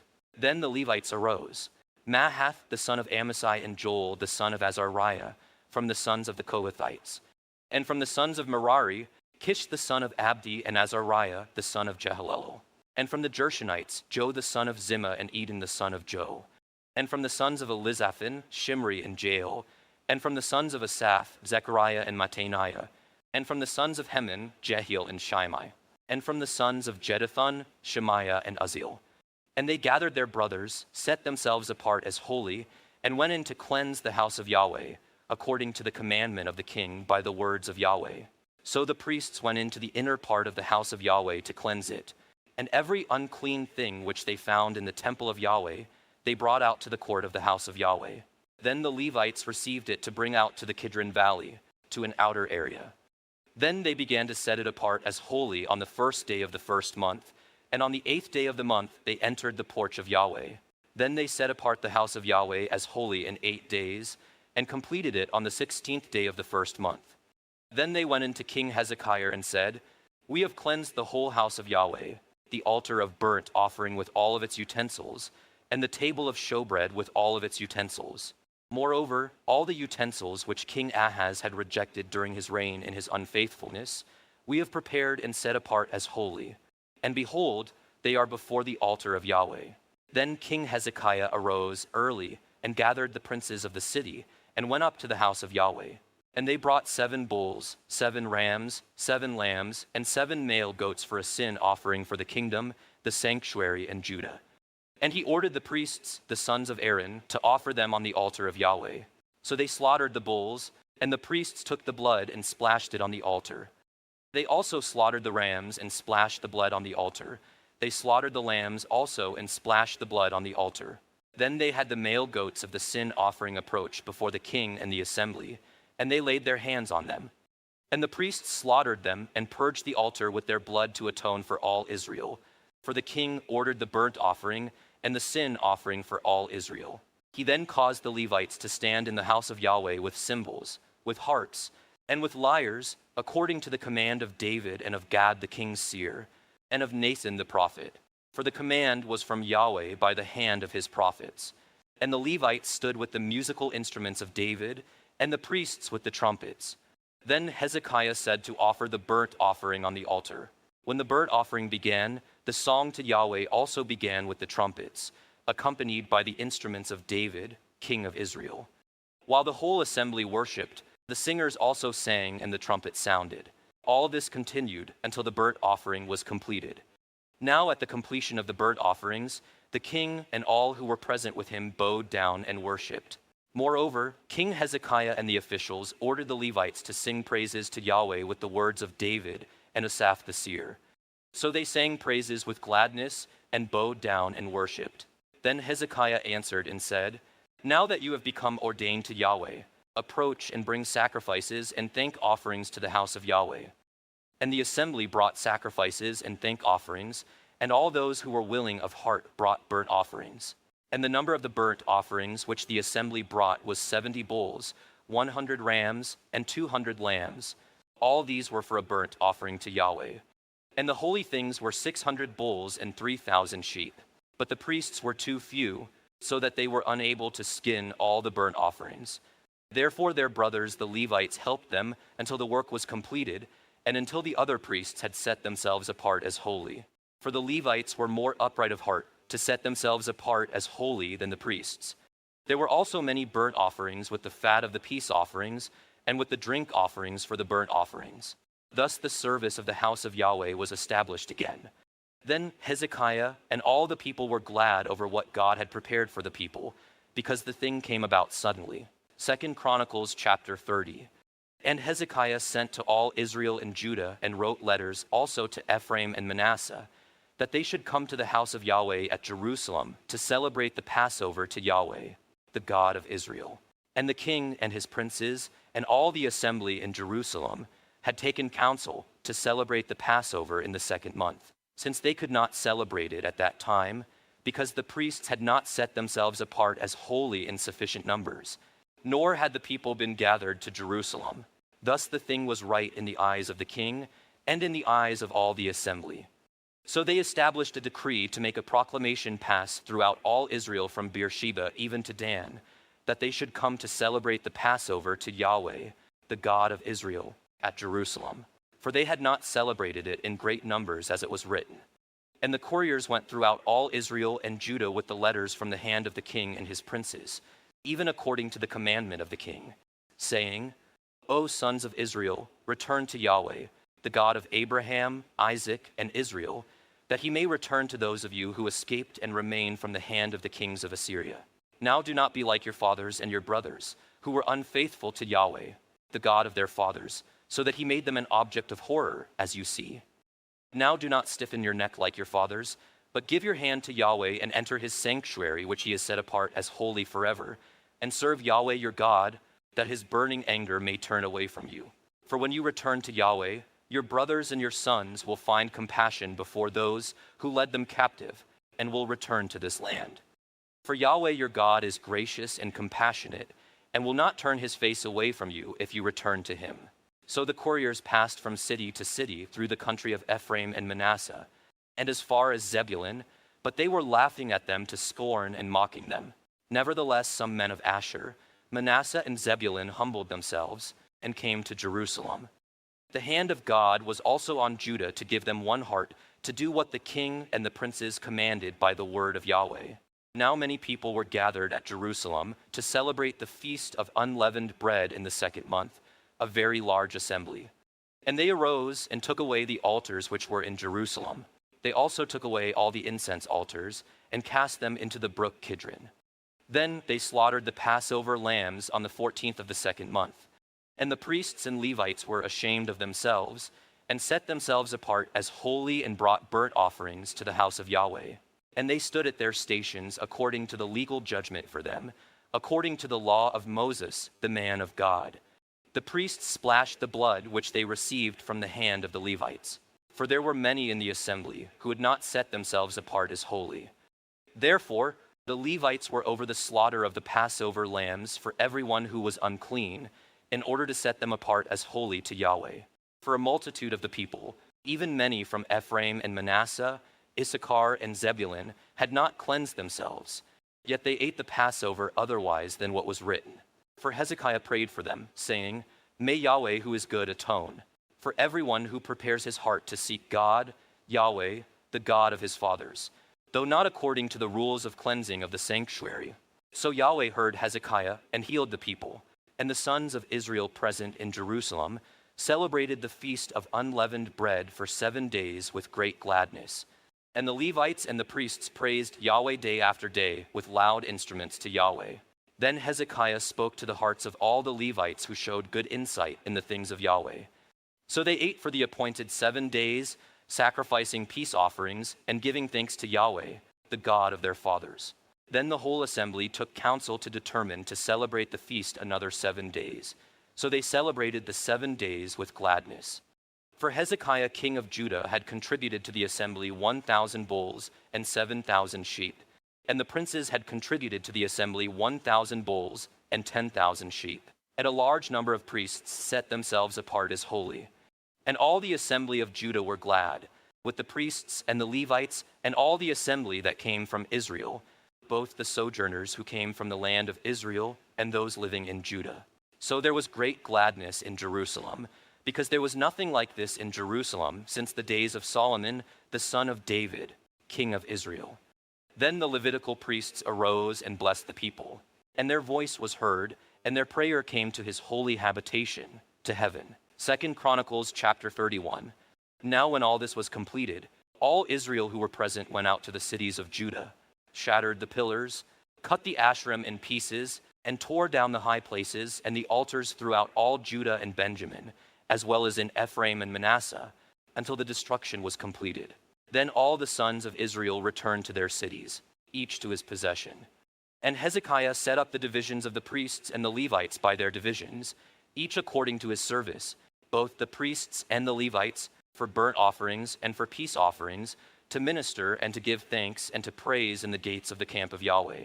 He also appointed the king's portion of his goods for the burnt offerings, namely, for the morning and evening burnt offerings, and the burnt offerings for the Sabbaths, and for the new moons, and for the appointed times, as it is written in the law of Yahweh. Also he said to the people who lived in Jerusalem to give the portion due to the priests and the Levites, that they might be strong in the law of Yahweh. As soon as the word spread forth, the sons of Israel provided in abundance the first fruits of grain, new wine, oil, honey, and of all the produce of the field, and they brought in abundantly the tithe of all. Now the sons of Israel and Judah who lived in the cities of Judah also brought in the tithe of oxen and sheep, and the tithe of the holy gifts which were made holy to Yahweh their God, and put them in heaps. In the 3rd month they began to make the heaps, and completed them by the 7th month. Then Hezekiah and the rulers came and saw the heaps, and they blessed Yahweh and his people Israel. Then Hezekiah inquired of the priests and the Levites concerning the heaps. And Azariah, the chief priest of the house of Zadok, said to him, Since the contributions began to be brought into the house of Yahweh, there has been much to eat and be satisfied with and have left over. For Yahweh has blessed his people, and this great quantity is left over. Then Hezekiah ordered them to prepare rooms in the house of Yahweh, and they prepared them. And they faithfully brought in the contribution and the tithe and the holy things. And Kenaniah the Levite was the officer over them, and his brother Shimei was second. Now Jehiel, Azaziah, Nahath, Asahel, Jeremoth, Jozabad, Eliel, Ismaisha, Mahath, and Benaiah were overseers assisting at the hand of Kenaniah, and Shimei his brother by the appointment of King Hezekiah. And Azariah was the chief officer of the house of God. And Kori the son of Imnah the Levite, the keeper of the eastern gate, was over the freewill offerings of God, to distribute the contributions for Yahweh and the most holy things. Now assisting by his hand were Eden, Miniamin, Jeshua, Shemaiah, Amariah, and Shechaniah in the cities of the priests, to distribute faithfully their portions to their brothers by divisions, whether great or small, without regard to their genealogical record, to the males from 30 years old and upward, everyone who entered the house of Yahweh for his daily obligations, for their service in their responsibilities according to their divisions, as well as the priests who were recorded genealogically according to their fathers' households, and the Levites from 20 years old and upwards, by their responsibilities and their divisions. The genealogical record included all their little ones, their wives, their sons, and their daughters, for the whole assembly, for they set themselves apart faithfully in holiness. Also for the sons of Aaron, the priests who were in the pasture lands of their cities, or in each and every city, there were men who were designated by name to distribute portions to every male among the priests, and to everyone genealogically recorded among the Levites. Thus Hezekiah did throughout all Judah, and he did what was good, right, and true before Yahweh his God. And every work which he began in the service of the house of God in law and in commandment, to seek his God, he did with all his heart and succeeded. 2 Chronicles chapter 32. After these acts of faithfulness, Sennacherib, king of Assyria, came and invaded Judah and encamped against the fortified cities, and thought to break into them for himself. Then Hezekiah saw that Sennacherib had come, and that he had set his face to make war on Jerusalem. And he took counsel with his commanders and his warriors to stop up the supply of water from the springs which were outside the city, and they hoped him. So many people gathered and stopped up all the springs and the stream which flowed in the midst of the land, saying, Why should the kings of Assyria come and find abundant water? And he strengthened himself and rebuilt all the wall that had been broken down and erected towers on it, and built another outside wall and strengthened the Millo in the city of David, and made weapons and shields in great number. He also put military commanders over the people and gathered them to him in the square at the city gate, and spoke to their hearts, saying, Be strong and courageous. Do not fear or be dismayed because of the king of Assyria, nor because of all the multitude that is with him. For the one with us is greater than the one with him.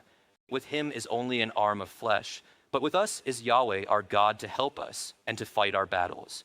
And the people were sustained by the words of Hezekiah king of Judah. After this, Sennacherib king of Assyria sent his servants to Jerusalem, while he was besieging Lachish with all his forces with him, against Hezekiah king of Judah, and against all Judah who were at Jerusalem, saying, Thus says Sennacherib king of Assyria, On what are you trusting that you are remaining in Jerusalem under siege?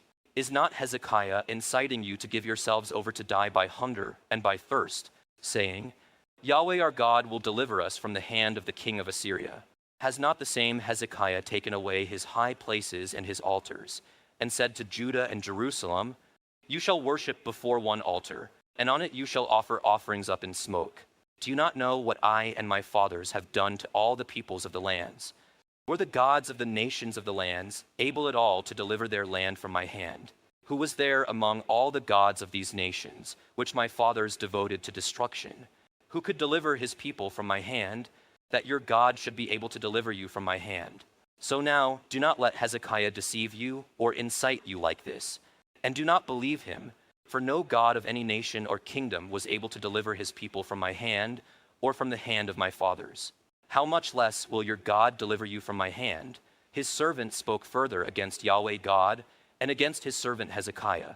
He also wrote letters to reproach Yahweh, the God of Israel, and to speak against him, saying, As the gods of the nations of the lands have not delivered their people from my hand, so the God of Hezekiah will not deliver his people from my hand. And they called this out with a loud voice in the language of Judah to the people of Jerusalem who were on the wall, to instill fear and terrify them, so that they might capture the city.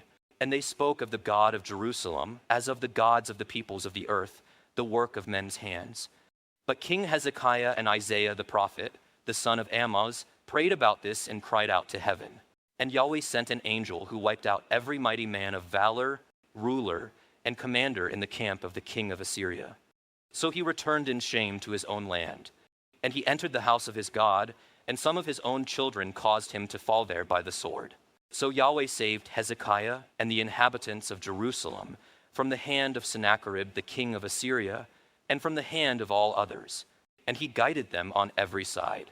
And many were bringing presents to Yahweh at Jerusalem and precious things to Hezekiah king of Judah, so that he was lifted up in the sight of all nations thereafter. In those days, Hezekiah became sick to the point of death, and he prayed to Yahweh, and Yahweh spoke to him and gave him a miraculous sign. But Hezekiah gave no return for the benefit he received, because his heart was proud. Therefore wrath came on him and on Judah and Jerusalem. However, Hezekiah humbled the pride of his heart, both he and the inhabitants of Jerusalem, so that the wrath of Yahweh did not come on them in the days of Hezekiah. Now Hezekiah had abundant riches and honor, and he made for himself treasuries for silver, gold, precious stones, spices, shields, and all kinds of desirable articles, storehouses also for the produce of grain, wine, and oil, stalls for all kinds of cattle, and sheepfolds for the flocks. He also made cities for himself, and acquired flocks and herds in abundance, for God had given him exceedingly abundant wealth. And it was Hezekiah who stopped the upper outlet of the waters of Gihon and directed them to the west side of the city of David. And Hezekiah succeeded in all that he did, even in the matter of the envoys of the rulers of Babylon, who sent to him to inquire of the miraculous sign that had happened in the land. God left him alone only to test him, that he might know all that was in his heart. Now the rest of the acts of Hezekiah and his deeds of loving kindness, behold, they are written in the vision of Isaiah the prophet, the son of Amoz, in the book of the kings of Judah and Israel. So Hezekiah slept with his fathers, and they buried him in the upper section of the tombs of the sons of David. And all Judah and the inhabitants of Jerusalem honored him at his death. And Manasseh, his son, became king in his place. 2 Chronicles chapter 33. Manasseh was 12 years old when he became king, and he reigned 55 years in Jerusalem.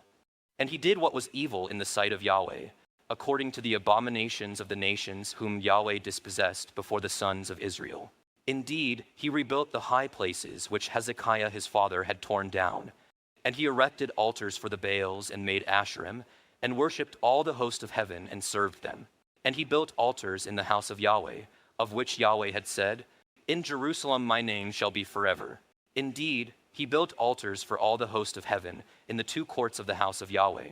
He even made his sons pass through the fire in the valley of Ben Hinnom.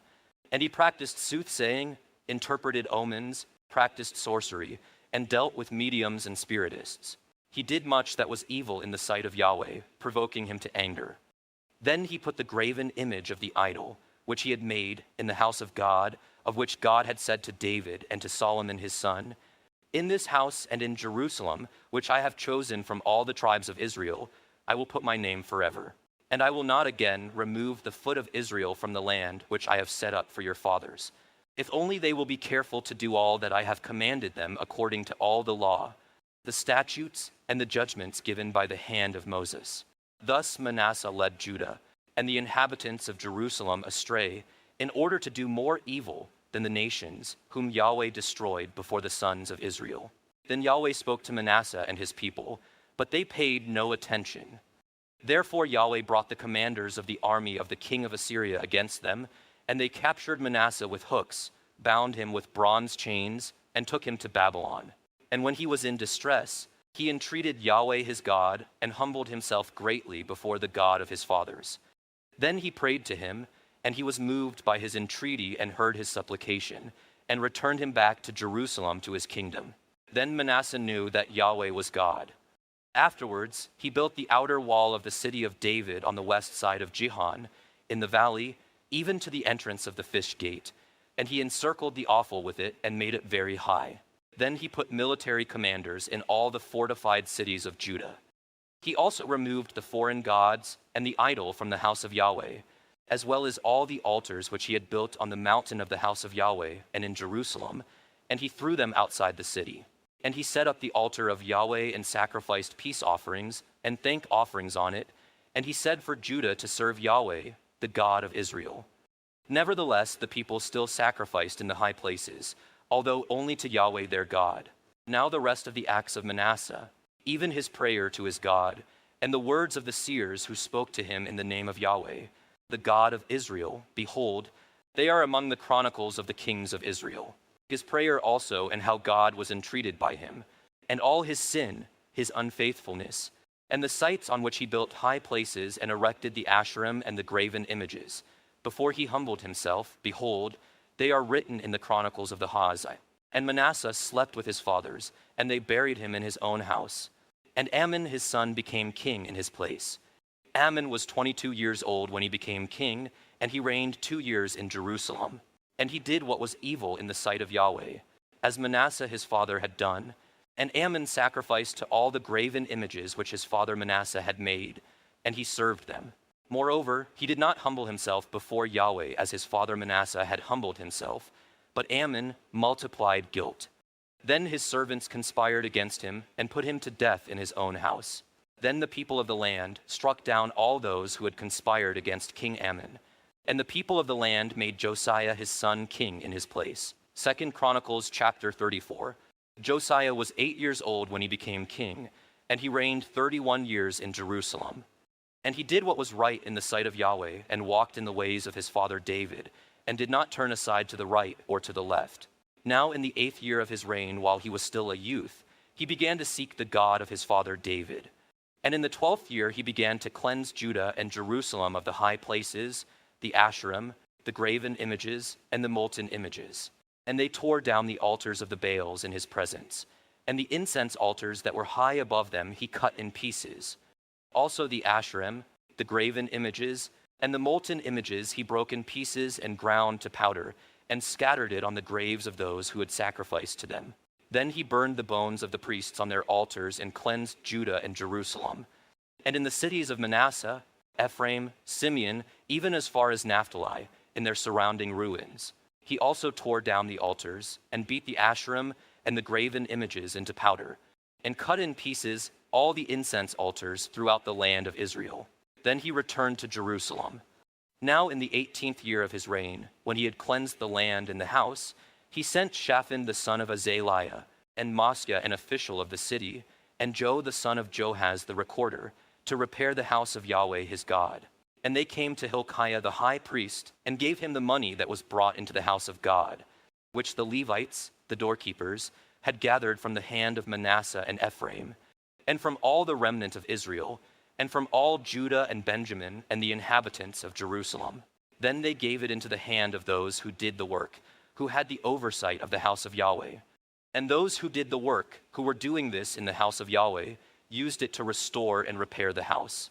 They in turn gave it to the craftsmen and to the builders to buy hewn stone and timber for clamps, and to make beams for the houses which the kings of Judah had let go to ruin. And the men did the work faithfully with foremen over them to direct, Jahath and Obadiah, the Levites of the sons of Merari, Zechariah and Meshullam of the sons of the Kohathites, and the Levites, all who were skillful with musical instruments. They were also over those who carried loads, and directed all those who did the work from service to service. And some of the Levites were scribes and officials and gatekeepers.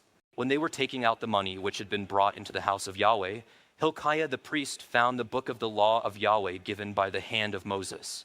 So Hilkiah answered and said to Shaphan the scribe, I have found the book of the law in the house of Yahweh. And Hilkiah gave the book to Shaphan. Then Shaphan brought the book to the king, and furthermore responded to the king with a word, saying, Everything that was given to the hand of your servants they are doing. They have also poured out the money that was found in the house of Yahweh, and have given it into the hand of the supervisors and those who did the work. Moreover, Shaphan the scribe told the king, saying, Hilkiah the priest gave me a book. And Shaphan read from it in the presence of the king. Now it happened that, when the king heard the words of the law, he tore his clothes. Then the king commanded Hilkiah, Ahikam the son of Shaphan, Abdon the son of Micah, Shaphan the scribe, and Asaiah the king's servant, saying, Go, inquire of Yahweh for me and those who are left in Israel and in Judah, concerning the words of the book which has been found. For great is the wrath of Yahweh which is poured out against us, because our fathers have not kept the word of Yahweh, to do according to all that is written in this book. So Hilkiah and those whom the king had told went a hold of the prophetess, the wife of Shallum the son of Tokhath, the son of Hasrah, keeper of the wardrobe. Now she lived in Jerusalem in the second quarter, and they spoke to her regarding this. And she said to them, Thus says Yahweh, the God of Israel, say to the man who sent you to me, Thus says Yahweh, Behold, I am bringing evil on this place and on its inhabitants, even all the curses written in the book which they have read in the presence of the king of Judah, because they have forsaken me and have burned incense to other gods, that they might provoke me to anger with all the works of their hands. Therefore my wrath will be poured out against this place, and it shall not be quenched. But to the king of Judah who sent you to inquire of Yahweh, thus you shall say to him, Thus says Yahweh, the God of Israel, regarding the words which you have heard. Because your heart was soft, and you humbled yourself before God, when you heard his words against this place, and against its inhabitants. And because you humbled yourself before me, tore your clothes, and wept before me. I truly have heard you, declares Yahweh. Behold, I will gather you to your fathers, and you will be gathered to your grave in peace, so your eyes will not see all the evil which I will bring on this place and on its inhabitants. So they brought back word to the king. Then the king sent and gathered all the elders of Judah and Jerusalem. And the king went up to the house of Yahweh, and all the men of Judah, and the inhabitants of Jerusalem, and the priests and the Levites, and all the people, from the greatest to the least. And he read in their hearing all the words of the book of the covenant, which was found in the house of Yahweh. Then the king stood in his place and cut a covenant before Yahweh, to walk after Yahweh, and to keep his commandments and his testimonies and his statutes with all his heart and with all his soul, to do the words of the covenant that were written in this book. Moreover, he made all who were present in Jerusalem and Benjamin to stand with him. So the inhabitants of Jerusalem did according to the covenant of God, the God of their fathers. And Josiah took away all the abominations from all the lands belonging to the sons of Israel, and made all who were present in Israel to serve Yahweh their God. Throughout his lifetime, they did not turn away from following Yahweh, the God of their fathers. 2 Chronicles chapter 35. Then Josiah celebrated the Passover to Yahweh in Jerusalem, and they slaughtered the Passover animals on the 14th day of the first month. And he caused the priests to stand in their responsibilities and strengthened them in the service of the house of Yahweh. He also said to the Levites, who provided understanding to all Israel and who were holy to Yahweh, "Put the holy ark in the house which Solomon, the son of David, king of Israel, built. It will be a burden on your shoulders no longer. Now serve Yahweh your God and his people Israel. So prepare yourselves by your fathers' households and your divisions, according to the writing of David, king of Israel, and according to the writing of his son Solomon. Moreover, stand in the holy place according to the sections of the fathers' households of your brothers, the lay people, and according to the Levites, by division of a father's household. Now slaughter the Passover animals. Sanctify yourselves and prepare for your brothers to do according to the word of Yahweh by the hand of Moses."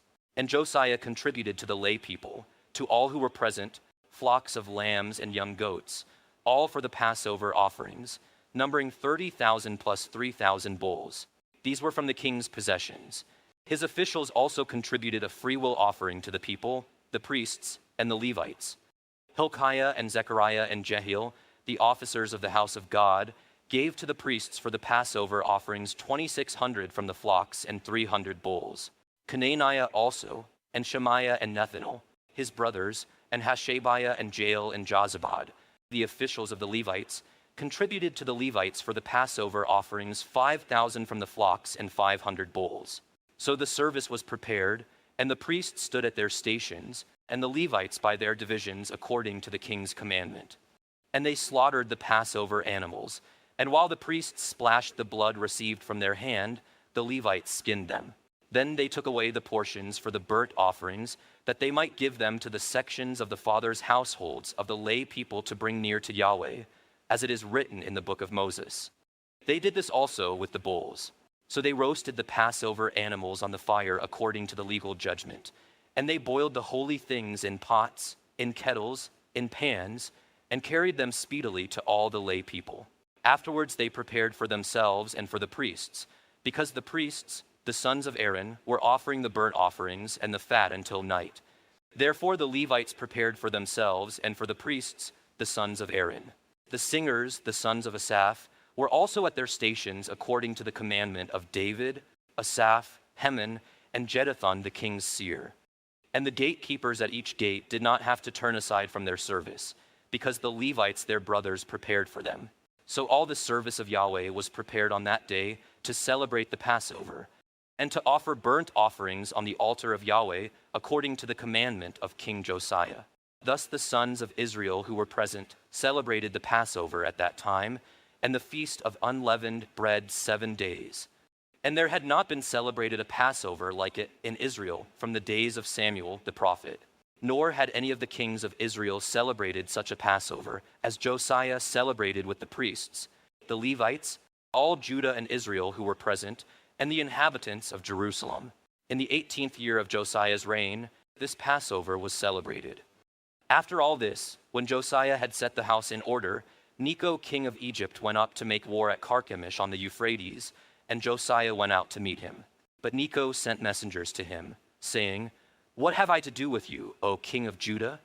I am not coming against you today, but against the house with which I am at war, and God has said for me to hurry. Stop for your own sake from interfering with God who is with me, so that he will not bring you to ruin."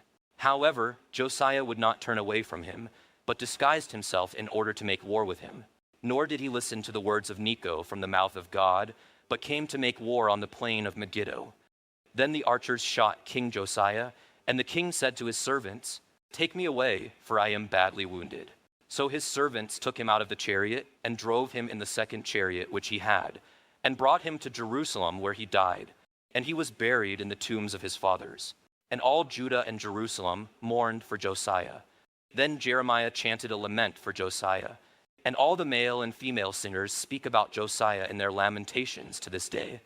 And they made them a statute in Israel. Behold, they are also written in the Lamentations. Now the rest of the acts of Josiah and his deeds of loving kindness, according to what was written in the law of Yahweh. And his acts, first to last, behold, they are written in the book of the kings of Israel and Judah. 2 Chronicles chapter 36. Then the people of the land took Joahaz the son of Josiah, and made him king in place of his father in Jerusalem.